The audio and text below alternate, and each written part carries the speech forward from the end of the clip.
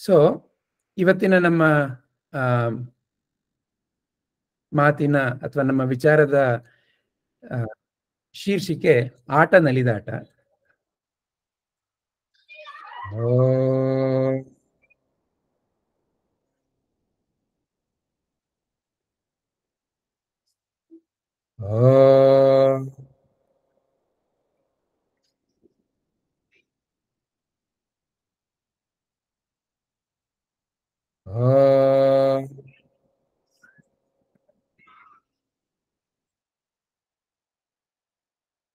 ಎಲ್ಲರಲ್ಲೂ ಇರುವ ಪರಮಾತ್ಮನಿಗೆ ವಂದನೆಯನ್ನು ಅರ್ಪಿಸೋಣ.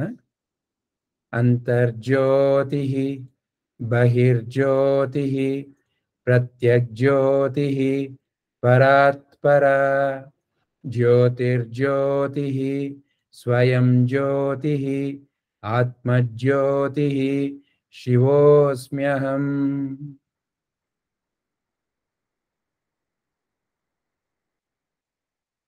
ಗುರು ಎಲ್ಲದರಲ್ಲೂ ಮಿಳಿತವಾಗಿರೋ ಒಂದು ದೈವಿ ಅಂಶ. ಆ ಗುರುವಿಗೆ ವಂದನೆಯನ್ನು ಅರ್ಪಿಸೋಣ. ಓಂ ಗುರು ಬ್ರಹ್ಮ ಗುರುರ್ ವಿಷ್ಣು ಗುರುರ್ದೇವೋ ಮಹೇಶ್ವರಃ ಗುರು ಸಾಕ್ಷಾತ್ ಪರಬ್ರಹ್ಮ ತಸ್ಮೈ ಶ್ರೀ ಗುರವೇ ನಮಃ.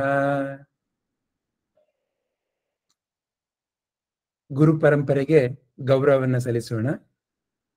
ನಾರಾಯಣ ಸಮಾರಂಭಾಂ ಶಂಕರಾಚಾರ್ಯ ಮಧ್ಯಮಾಂ ಅಸ್ಮದಾಚಾರ್ಯ ಪರ್ಯಂತಾಂ ವಂದೇ ಗುರು ಪರಂಪರಾಂ.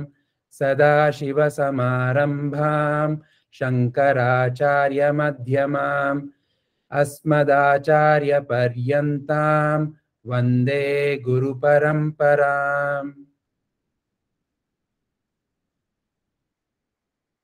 ನನ್ನ ಪೂಜ್ಯ ಗುರುಗಳಾದ ಶ್ರೀ ವಿನಯ್ ವಿನಯ್ಕರ್ ಮತ್ತು ನರಸಿಂಹ ಪ್ರಭುಜಿಯವರಿಗೆ ನನ್ನ ಪ್ರಣಾಮಗಳು.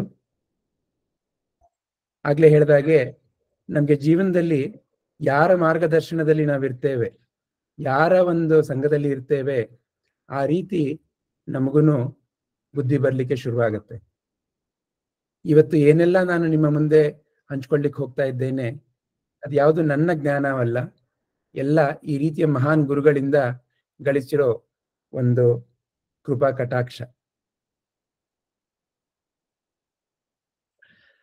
ಇವತ್ತಿನ ಶೀರ್ಷಿಕೆ ಆಟ ನಲಿದಾಟ. ಅದಕ್ಕೆ ಮೊದಲನೇದಾಗಿ ಒಂದು ಸಣ್ಣ ನೋಟ. ಈಗ ನಿಮ್ಗೆಲ್ಲ ಇಲ್ಲಿ ಏನ್ ಕಾಣಿಸ್ತಾ ಇದೆ ಅಂತ ಕೇಳಿದ್ರೆ ಎಲ್ಲರಿಗೂ ಬಹಳ ಸುಲಭವಾಗಿ ಉತ್ತರ ಕೊಟ್ಬಿಡ್ತೀರಾ ಅಲ್ವಾ? ಆದ್ರೆ ನಾನೊಂದು ವಾಕ್ಯ ಹೇಳ್ತೇನೆ. ಏನು? ನೀವು ನಾನು ಸಹ ಈ ಮಾವನಣ್ಣು ಅಂತ ನಾನೊಂದು ವಾಕ್ಯ ಹೇಳ್ತೇನೆ. ಇದು ನಮ್ಮ ಮೊದಲನೇ ಆಟ. ಇವತ್ತು ನಾವು ಈ ತರ ಬೇರೆ ಬೇರೆ ಆಟ ಆಡ್ತೇವೆ ಆಗ್ಲಾ? ಸೊ ಇದು ಮೊದಲನೇ ಆಟ. ಈ ಆಟಕ್ಕೆ ನೀವು ಪ್ರತಿಸ್ಪಂದಿಸಿದ್ರೆ ಬಹಳ ಚೆನ್ನಾಗಿರುತ್ತೆ. ಸೊ ಹಾಗಾಗಿ ನಿಮ್ಮಲ್ಲಿ ಯಾರಿಗಾದ್ರೂ ನೀವು ನಾನು ಸಹ ಈ ಮಾವನಣ್ಣು ಹೇಗೆ ಅಂತ ನನ್ನೇನಾದ್ರೂ ಪ್ರಶ್ನೆ ಹಾಕಿದ್ರೆ ಏನು ಉತ್ತರ ಕೊಡ್ತೀರಾ? ಎಲ್ಲ ಜೀವಿಗಳು ಏನಾದ್ರೂ ತಿಂದು ಬದುಕುವಂತಹ ಜೀವಿಗಳು. ಹಾಗೆ ನಾನು ಜೀವನ ಮಾಡೋದನ್ನು ಏನಾದ್ರೂ ತಿಂದನೆ ಜೀವನ ಮಾಡೋದು. ಈ ದೇಹ ಅನ್ನೋದು ಆಗಿರೋದು ಆಹಾರದಿಂದ. ಮಾವಿನ ಹಣ್ಣು ಬೇಕಾದಷ್ಟು ಸತಿ ತಿಂದಿರ್ತೀವಿ. ಅದೆಲ್ಲ ಏನಾಗುತ್ತೆ? ನನ್ನ ದೇಹವಾಗಿ ಪರಿವರ್ತನೆ ಆಗುತ್ತೆ. ಆದ್ರಿಂದ ನಾನು ಮಾವಿನ ಹಣ್ಣೆ. ಅದ್ಭುತವಾಗಿರೋ ಉತ್ತರ. ಆಗ್ಲಿ, ನಾನು ಇನ್ನ ಒಂದು ನಿಮ್ಗೆಲ್ಲ ಕ್ಲೂ ಕೊಡ್ತೇನೆ. ಇದರೇನು ತಪ್ಪಿಲ್ಲ, ಪದ್ಮಮ್ಮ ಹೇಳಿದ ಉತ್ತರದಲ್ಲಿ ಇನ್ನೂ ತಪ್ಪಿಲ್ಲ. ಆದ್ರೆ ನಾನ್ ನೋಡ್ತಾ ಇರೋ ಉತ್ತರ ಸ್ವಲ್ಪ ಬೇರೆಯಾಗಿದೆ. ಇದು ನೀವೆಲ್ಲ ನೋಡಿರುವಂತ ಒಂದು ಕಾರ್ಟೂನ್. ನಮ್ಮ R.K. ಲಕ್ಷ್ಮಣ್ ಅವರ ಬಹಳ ಅವರಿಗೆ ನಮ್ಮನ್ನೆಲ್ಲ ಅವ್ರು ಮನೋರಂಜಿಸಲಿಕ್ಕೆ ಉತ್ಪತ್ತಿ ಮಾಡಿರೋ ಈ ಒಂದು ಕಾರ್ಟೂನ್ ವ್ಯಕ್ತಿ. ಇದಕ್ಕೂ ನಮ್ಮ ಈ ಮಾವನಣ್ಣಗೂ ಸಂಬಂಧ ಇದೆ. ನೀವು ನಾನು ಸಹ ಮಾವನಣ್ಣು ಅಂತ ಹೇಳಲಿಕ್ಕೆ. ಈಗ ಯಾರಾದ್ರೂ ಪುನಃ ಇನ್ನೊಂದು ಉತ್ತರ ಕೊಡ್ತೀರಾ? ಯಾರಾದ್ರೂ ಏನಾದ್ರು ಹೇಳಲಿಕ್ಕೆ ಇಷ್ಟಪಡ್ತೀರಾ? ಏನ್ ಸಂಬಂಧ ಈ ಕಾರ್ಟೂನ್ಗೂ ಮಾವನಣ್ಣಗೂ, ನಿಮ್ಗೂ ನನ್ಗೂ? ನೋಡಿ, ಇದ್ರ ಯಾವ ಉತ್ತರದಲ್ಲೂ ತಪ್ಪಿಲ್ಲ. ಆದ್ರೆ ಏನು ಗೊತ್ತಾ ಉತ್ತರ? ನೀವು ಹಿಂದಿನಲ್ಲಿ ಏನಂತೀರಾ ಮಾವನಣ್ಗೆ? ಆಮ್ ಅಂತೀರಾ. ಇವ್ರನ್ನ ಏನಂತೀರಾ? ಆದ್ಮಿ ಅಂತೀರಾ. ಆಮ್ ಆದ್ಮಿ ಅಲ್ವಾ? ಸೊ ನೀವು ನಾನು ಸಹ ಆಮ್ ಆದ್ಮಿ, ಏನೋ ಬಹಳ ಸಾಮಾನ್ಯವಾಗಿರೋ ಮಾವನಣ್ಣು ನೀವು ನಾನು ಸಹ ಅಲ್ವಾ? ಮಾವನಣ್ಣು ಹೆಂಗಿರುತ್ತೆ ಜೀವನದಲ್ಲಿ? ನಾವೆಲ್ಲರೂ ನಮ್ಗೆ ಅದನ್ನ ನೋಡಿದ ತಕ್ಷಣ, ಅದನ್ನ ತಿಂದ ತಕ್ಷಣ ಹೆಂಗನ್ಸುತ್ತೆ? ಆಹಾ, ಅದ್ಭುತ ಅಲ್ವಾ, ರಸಭರಿತ ಅಲ್ವಾ? ಸೊ ಅದೇ ತರ ನಮ್ಮ ಮಹಾನ್ ಗುರುಗಳು ಹೇಳಿದ್ದಾರೆ, ಜೀವನ ಒಂದು ರಸಮಯ ಬದುಕಪ್ಪ, ಈ ಜೀವನದಲ್ಲಿ ನವರಸ ಇದೆ, ಅದನ್ನ ನೀನು ಅರ್ಥಕೋ ಅಂತ ಹೇಳಿದ್ದಾರೆ. ಅದನ್ನೇನು ಸ್ವಲ್ಪ ನಾವು ಒಂದ್ ಸಣ್ಣ ವಿಡಿಯೋ ಮೂಲಕ ನೋಡೋಣ.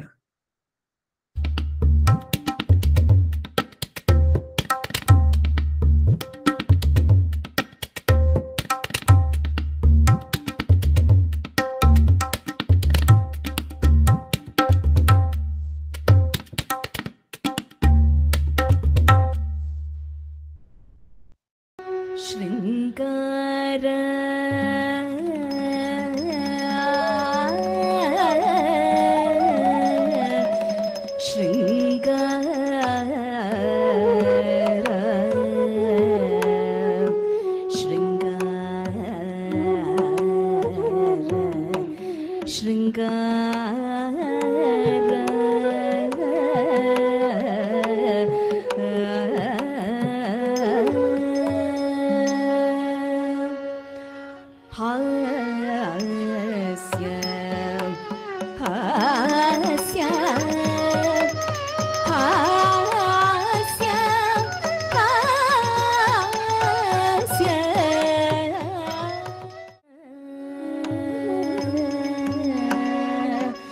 ಕರುಣಾ ಕರುಣಾ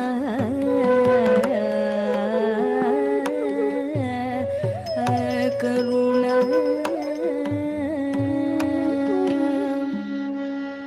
ರೌದ್ರ ರೌದ್ರ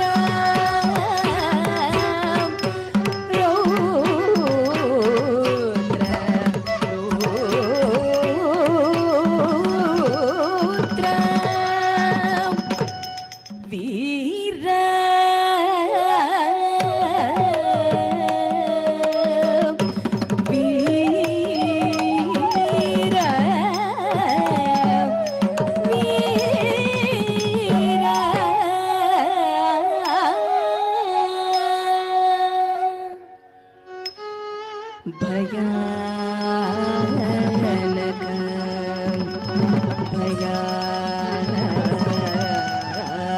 ಭಯಾನಕ ಭಯಾನಕ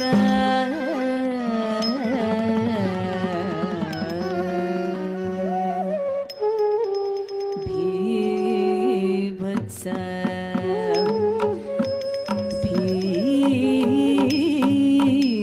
ಭೀಭತ್ಸ ಭೀಭತ್ಸ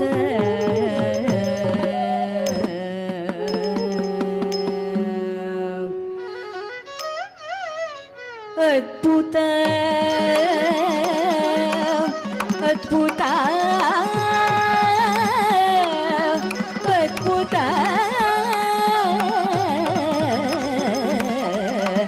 ಅದ್ಭುತ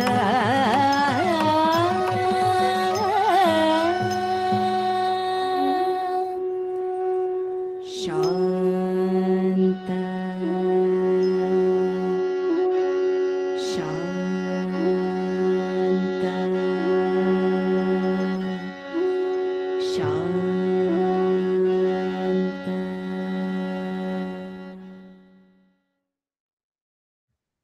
ಹೀಗೆ ಈ ಜೀವನದಲ್ಲಿ ಈ ರೀತಿ ಬೇರೆ ಬೇರೆ ರಸಗಳು ತುಂಬಿದೆ. ಇದನ್ನೇ ಒಂದು ಅದ್ಭುತವಾದ ಒಂದು ದೈವಿ ಜೀವನ.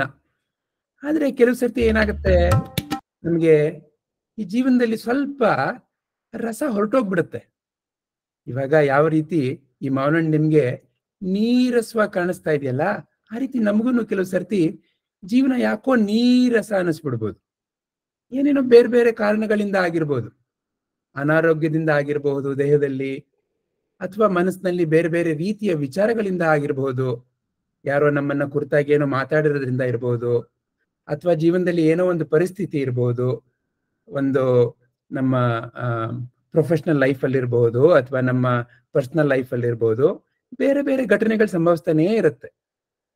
ಅವುಗಳ ಮೂಲಕ ಕೆಲವು ಸರ್ತಿ ಏನನ್ಸುತ್ತೆ, ಇದು ಯಾಕೋ ಸ್ವಲ್ಪ ಬೇಜಾರಾಗ್ತಾ ಇದೆಯಲ್ಲ, ಯಾಕೋ ಇದು ಸ್ವಲ್ಪ ನನಗೆ ಮನಸ್ಸಿನಲ್ಲಿ ಆತಂಕ ಬರ್ತಾ ಇದೆಯಲ್ಲ, ಈ ರೀತಿಯೆಲ್ಲ ಬೇರೆ ಬೇರೆ ರೀತಿಯಲ್ಲಿ ನಮ್ಗೆ ಕೆಲವು ಸರ್ತಿ ಯಾಕಪ್ಪ ಈ ಜೀವನ ಅನ್ನೋ ರೀತಿನೂ ಅನ್ನಿಸ್ಬಿಡ್ಬೋದು ಅಲ್ವಾ.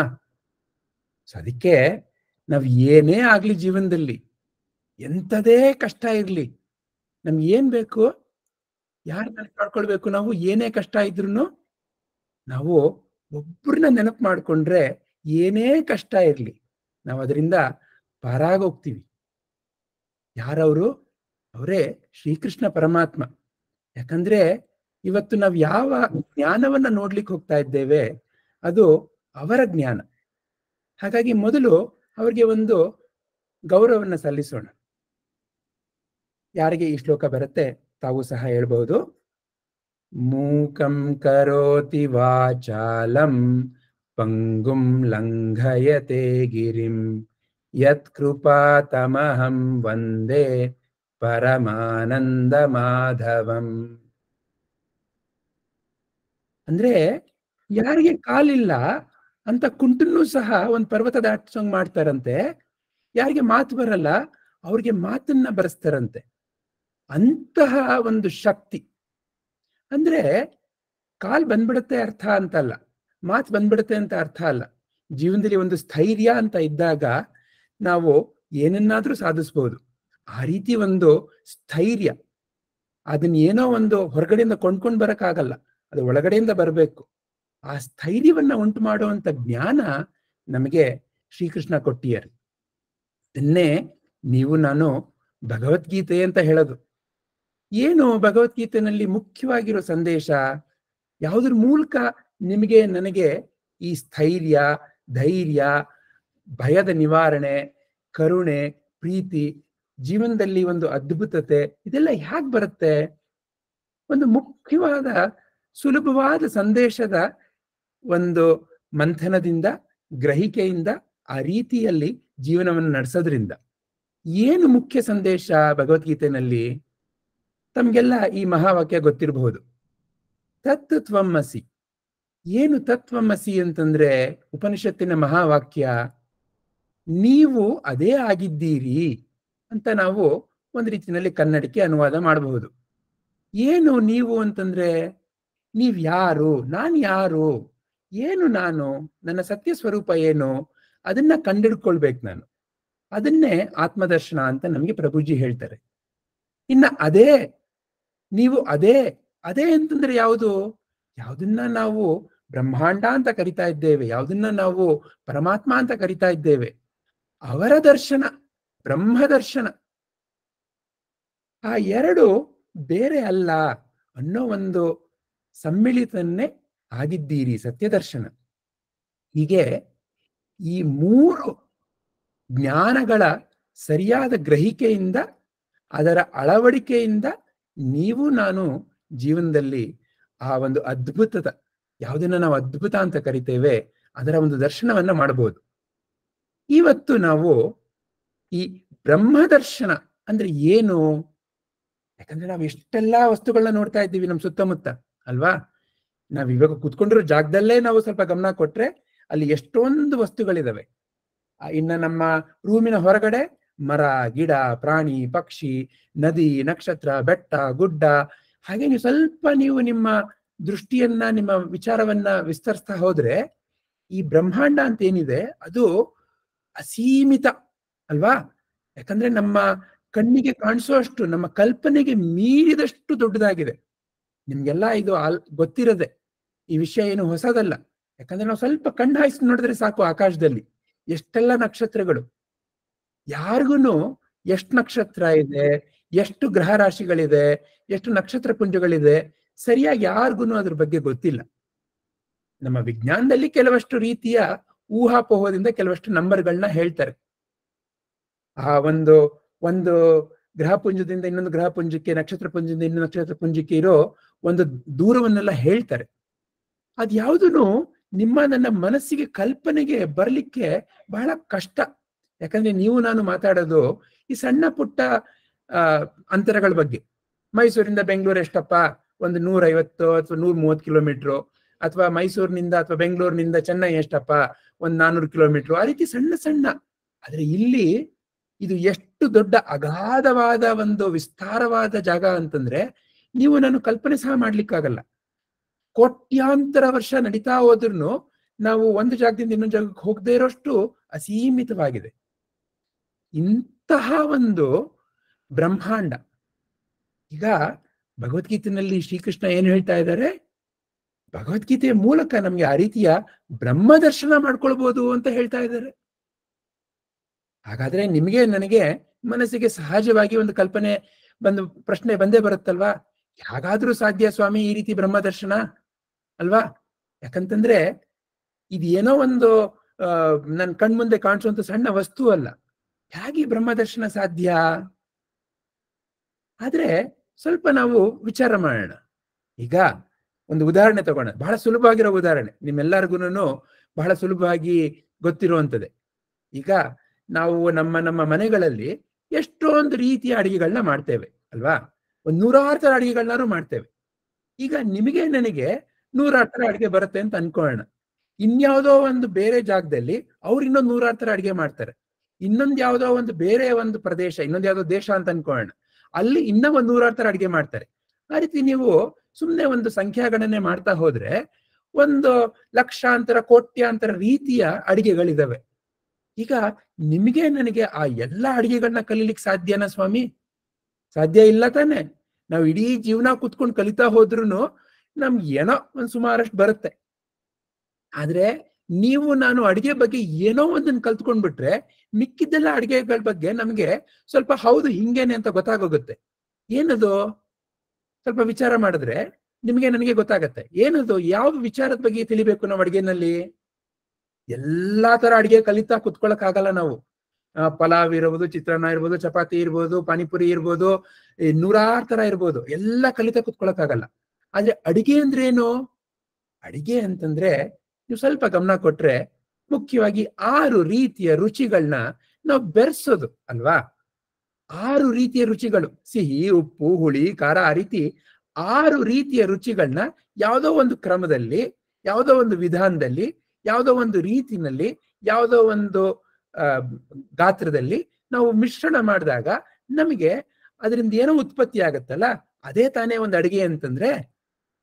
ಸೊ ಹಾಗಾಗಿ ನಾವು ಈ 6 ಬೇರೆ ಬೇರೆ ರುಚಿಗಳು ಅದನ್ನ ಯಾವ ಕ್ರಮದಲ್ಲಿ ಬೆರೆಸಿದಾಗ ಏನಾಗತ್ತೆ ಅಂತ ಕಲ್ತ್ಕೊಂಡ್ರೆ ಒಂದ್ ರೀತಿನಲ್ಲಿ ಎಲ್ಲಾ ಅಡಿಗೆಗಳನ್ನ ಒಂದ್ ರೀತಿನಲ್ಲಿ ಕಲ್ತ್ಕೊಂಡಂಗೆ ಅಲ್ವಾ? ಅವಾಗ ಇನ್ನೊಂದು ಅಡಿಗೆನ ಕಲೀಲಿಕ್ಕೆ ನಮಗೆ ಬಹಳ ಸುಲಭವಾಗಿ ಕಲಿಬಹುದು. ಹಾಗಂದ್ ಮಾತ್ರಕ್ಕೆ ಯಾವುದೋ ಆಫ್ರಿಕಾದಲ್ಲಿ ಯಾವುದೋ ಒಂದು ರೀತಿಯ ಅಡಿಗೆ ಅದು ನಿಮ್ಗೆ ಬಂದ್ಬಿಡುತ್ತೆ ಅಂತ ಅರ್ಥ ಅಲ್ಲ.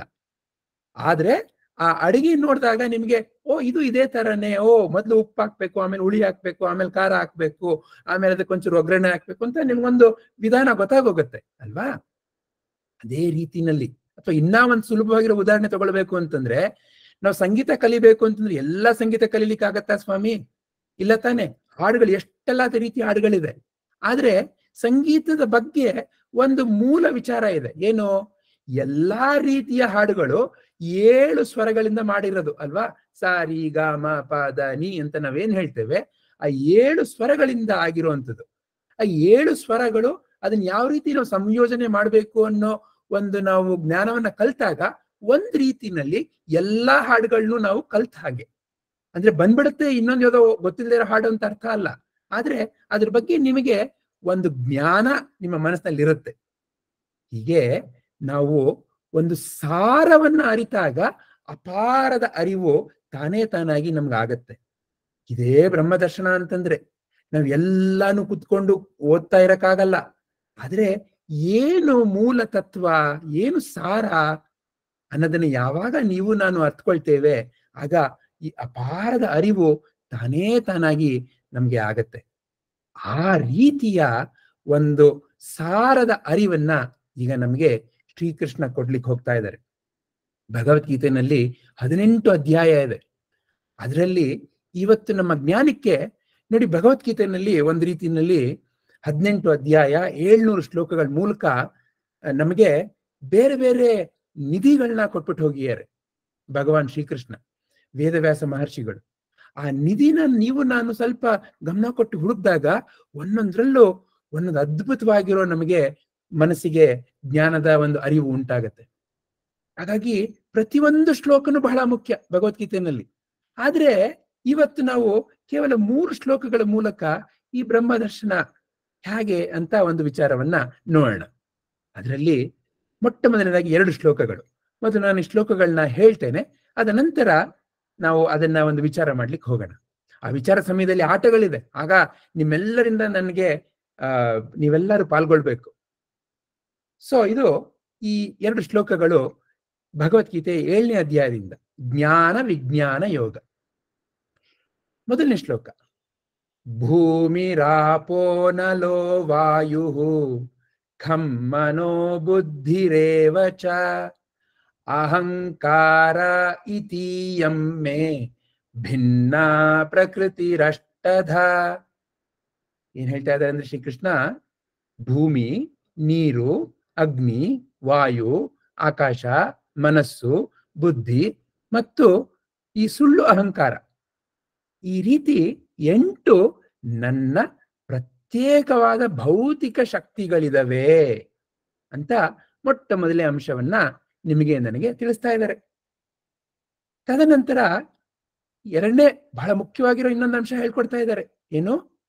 ಅಪರೇಯಂ ಇತಸ್ತ್ವನ್ಯಾಂ ಪ್ರಕೃತಿಂ ವಿದ್ಧಿ ಮೇ ಪರಾಂ ಜೀವಭೂತಾಂ ಮಹಾಬಾಹೋ ಯಯೇದಂ ಧಾರ್ಯತೆ ಜಗತ್.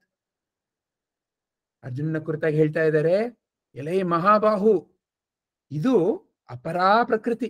ಯಾವುದು? ಈ 8. ಇದಕ್ಕಿಂತಲೂ ಭಿನ್ನವೂ ಜೀವರೂಪವೂ ಆದ ನನ್ನ ಪರಾ ಪ್ರಕೃತಿಯನ್ನ ತಿಳಿದುಕೋ.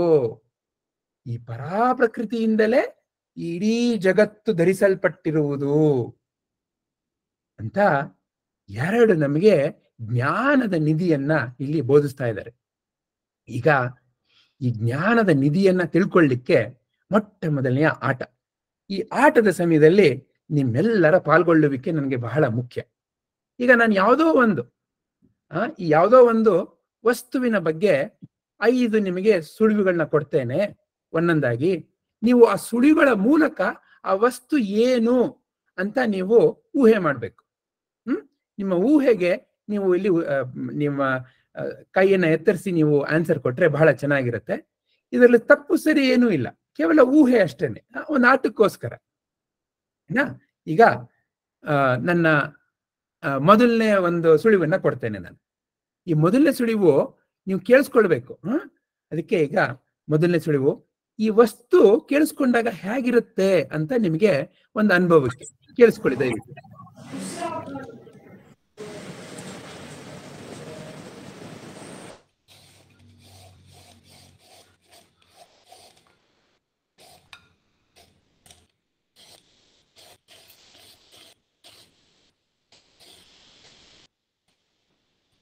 ಕೇಳಿಸ್ತಾ ಇದೆ ಅಲ್ವಾ? ಈ ವಸ್ತುವನ್ನ ಕೇಳಿಸ್ಕೊಂಡಾಗ ನಿಮ್ ಕಿವಿ ಮೂಲಕ ಈ ರೀತಿ ಅನ್ಸುತ್ತೆ. ಓಕೆ, ಬರೀ ಇಷ್ಟರಿಂದನೇ ಯಾರಿಗಾದ್ರೂ ಏನಾದ್ರೂ ಊಹೆ ಮಾಡ್ಲಿಕ್ಕೆ ಅನಿಸ್ತಾ ಇದೆಯಾ? ಯಾರಾದ್ರೂ ಏನಾದ್ರು ಊಹೆನ ಹೇಳ್ತೀರಾ? ಇನ್ನು 4 ಸುಳಿವಿದೆ. ಓಕೆ, ಯಾರಿದು?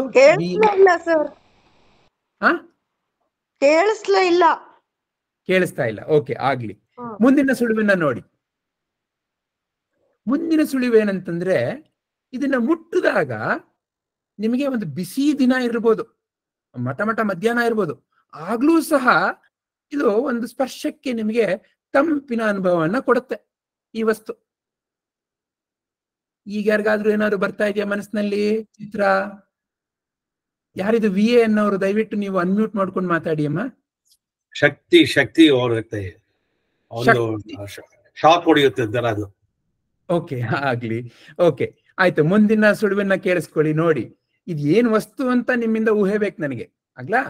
ಈಗ 3ನೇ ಸುಳಿವು, ಈ ವಸ್ತುವನ್ನ ನೋಡಿದಾಗ, ಹೊರಗಡೆಯಿಂದ ನೋಡಿದಾಗ ಅದು ಉದ್ದವಾಗಿರುತ್ತೆ, ಒಂದ್ ರೀತಿ ಕಡು ಹಸಿರು ಬಣ್ಣ ಇರುತ್ತೆ, ಸ್ವಲ್ಪ ಒಳಗಡೆಯಿಂದ ನೋಡಿದಾಗ ತೆಳು ಹಸಿರಾಗಿರುತ್ತೆ ಇದರದ್ದು ಆಕಾರ. ನೋಟ. ಲೋಟ. ಓಕೆ, ಇರ್ಲಿ. ಮೂರನೇ ಕ್ಲೂ ಇಂದ ಲೋಟ ಅಂತ ಬಂತು ನಿಮ್ ಮನಸ್ಸಿಗೆ. ಓಕೆ, ಇನ್ಯಾರಾದ್ರೂ ಹೇಳಲಿಕ್ಕೆ ಇಷ್ಟಪಡ್ತೀರಾ? ನೀರು. ನೀರು. ಓಕೆ, ಆಗ್ಲಿ, ಇರ್ಲಿ, ಒಳ್ಳೇದು. ಮುಂದಿನ ಕ್ಲೂ, ಮುಂದಿನ ಒಂದು ಸುಳಿವು ಗಮನ ಕೊಟ್ಟು ನೋಡಿ. 4ನೇ ಸುಳಿವು. ಇದು ಈ ವಸ್ತುವನ್ನ ನೀವು ರುಚಿ ಮಾಡಿದಾಗ ಒಂದ್ ರೀತಿ ಮೊದ್ಲಿಗೆ ಸಿಹಿ ಅನ್ಸುತ್ತೆ, ಆಮೇಲೆ ಸ್ವಲ್ಪ ಕಹಿ ಕಹಿ ಅನ್ಸುತ್ತೆ. ರಸ ರುಚಿ. ರಸ ರುಚಿ, ಕರೆಕ್ಟ್. ಆದ್ರೆ ಯಾವ ವಸ್ತು ಅನ್ನೋ ಒಂದು ನಿಮ್ಮಿಂದ ನನಗೆ ಊಹೆ ಬೇಕು ಆಗ್ಲಾ? ಓಕೆ, ಈಗ ನಾಲಿಗೆ. ಓಕೆ, ಇರ್ಲಿ, ನಾಲಿಗೆ ಆಗ್ಲಿ. ಈಗ ಕೊನೆಯ ಸುಳಿವು, ದಯವಿಟ್ಟು ಗಮನ ಕೊಟ್ಟು ನೋಡ್ಕೊಳ್ಳಿ. ಕೊನೆಯ ಸುಳಿವು ವಾಸನೆಯಿಂದ ನೋಡಿದಾಗ ಒಂದ್ ರೀತಿ ಮೂಗು ವಾಸನೆ. ಮೂಗು ವಾಸನೆ, ಕರೆಕ್ಟ್. ಆದ್ರೆ ರಸಗಂಧ. ಈ 5 ಸುಳಿವುಗಳು ಒಂದೇ ವಸ್ತುವಿನ ಬಗ್ಗೆ. ಈ 5 ಸುಳಿವುನು ಒಂದೇ ವಸ್ತುವಿನ ಬಗ್ಗೆ. ಯಾವುದೋ ಒಂದು ವಸ್ತು ಬಗ್ಗೆ ನಾನು ಮಾತಾಡ್ತಾ ಇದ್ದೇನೆ. ಆ ವಸ್ತು ಕೇಳ್ಲಿಕ್ಕೆ ಯಾವ ತರ, ಮುಟ್ಲಿಕ್ಕೆ ಯಾವ ತರ, ನೋಡ್ಲಿಕ್ಕೆ ಯಾವ ತರ, ರುಚಿಯಿಂದ ಯಾವ ತರ, ವಾಸನೆಯಿಂದ ಯಾವ ತರ ಅಂತ ಇಲ್ಲಿ ಬೇರೆ ಬೇರೆ ಸುಳಿವು ಕೊಟ್ಟಿದ್ದೇನೆ. ಏನಿರ್ಬೋದು? ಯಾರ ಮನಸ್ಸಿನಲ್ಲಿ ಚಿತ್ರ ಬರ್ತಾ ಇದೆಯಾ? ಒಂದು ತಿಂಡಿ ಇರ್ಬೋದು. ತಿಂಡಿ ಇರ್ಬೋದು. ಒಳ್ಳೆ ಊಹೆ, ವೆರಿ ಗುಡ್. ಇನ್ನೇನಾದ್ರೂ? ಹಣ್ಣು. ಏನ್ ಹಣ್ಣು ಅಂತ ಅನ್ಸುತ್ತೆ ತಮ್ಮ ಮನ್ಸಿಗೆ? ಮಾವಿನಕಾಯಿ. ಮಾವಿನ ಹಣ್ಣು. Okay, very good. ಓಕೆ, ಕೊನೆ ಯಾರು ಉತ್ತರ ಕೊಡ್ಲಿಕ್ಕೆ ಇಷ್ಟಪಡ್ತೀರಾ? ಇನ್ನೊಬ್ರು? ಹಾಗಲ್ಕಾಯಿ. ಓಕೆ, ಆಗ್ಲಿ. ಈಗ ಆ ವಸ್ತು ಏನು ಅಂತ ನಾನು ನಿಮ್ಗೆಲ್ಲ ತೋರಿಸ್ತೇನೆ. ಈಗ ನೀವು ದಯವಿಟ್ಟು ಗಮನ ಕೊಡಿ.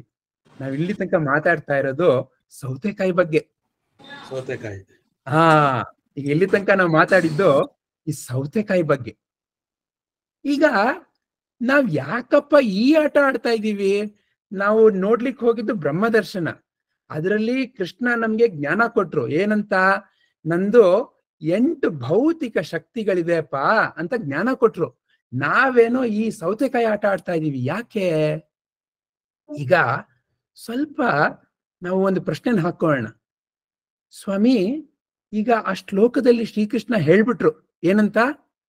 8 ನನ್ನ ಭೌತಿಕ ಪ್ರಕೃತಿಯ ಶಕ್ತಿಗಳು ಅಂತ. 8 ಯಾಕೆ ಸ್ವಾಮಿ? ಯಾಕೆ 9 ಇಲ್ಲ? ಯಾಕೆ 10 ಇಲ್ಲ? ಯಾಕೆ 50 ಇಲ್ಲ? ಸ್ವಲ್ಪ ನಾವು ಆ ರೀತಿ ಒಂದು ಪ್ರಶ್ನೆ ಹಾಕೊಂಡು ವಿಚಾರ ಮಾಡಿದ್ರೆ ನಿಮ್ಗೆ ನನಗೆ ಏನ್ ಗೊತ್ತಾಗತ್ತೆ ಅಂತಂದ್ರೆ, ನಮ್ಮ ಈ ಮಹಾನ್ ದಾರ್ಶನಿಕರಿದಾರಲ್ಲ, ನಾವ್ ಯಾರನ್ನ ಋಷಿಗಳು, ಮುನಿಗಳು, ಸದ್ಗುರುಗಳು ಅಂತ ಹೇಳ್ತೇವಲ್ಲ, ಅವರ ಒಂದು ಜೀವನವನ್ನು ನೋಡೋ ಒಂದು ಪ್ರಕ್ರಿಯೆ ಇದೆಯಲ್ಲ, ಅದ್ರ ಬಗ್ಗೆ ಆಹಾ ಅಂತ ಅನ್ಸುತ್ತೆ. ಯಾಕೆ? ಈಗ ನೋಡಿ ಸ್ವಾಮಿ, ನಾನು ಇಷ್ಟೆಲ್ಲ ನಿಮ್ಗೆ ಸುಳುವು ಕೊಟ್ಟೆ. ಈ ಸುಳುವನ್ನ ನೀವು ಅರ್ಥಕೊಳ್ಳಿಕ್ಕೆ ನಿಮ್ಗೆ ಇರೋದು ಏನು ಉಪಕರಣ ಅಂತಂದ್ರೆ ಕೇವಲ ನಿಮ್ಮ 5 ಇಂದ್ರಿಯಗಳು ಅಲ್ವಾ?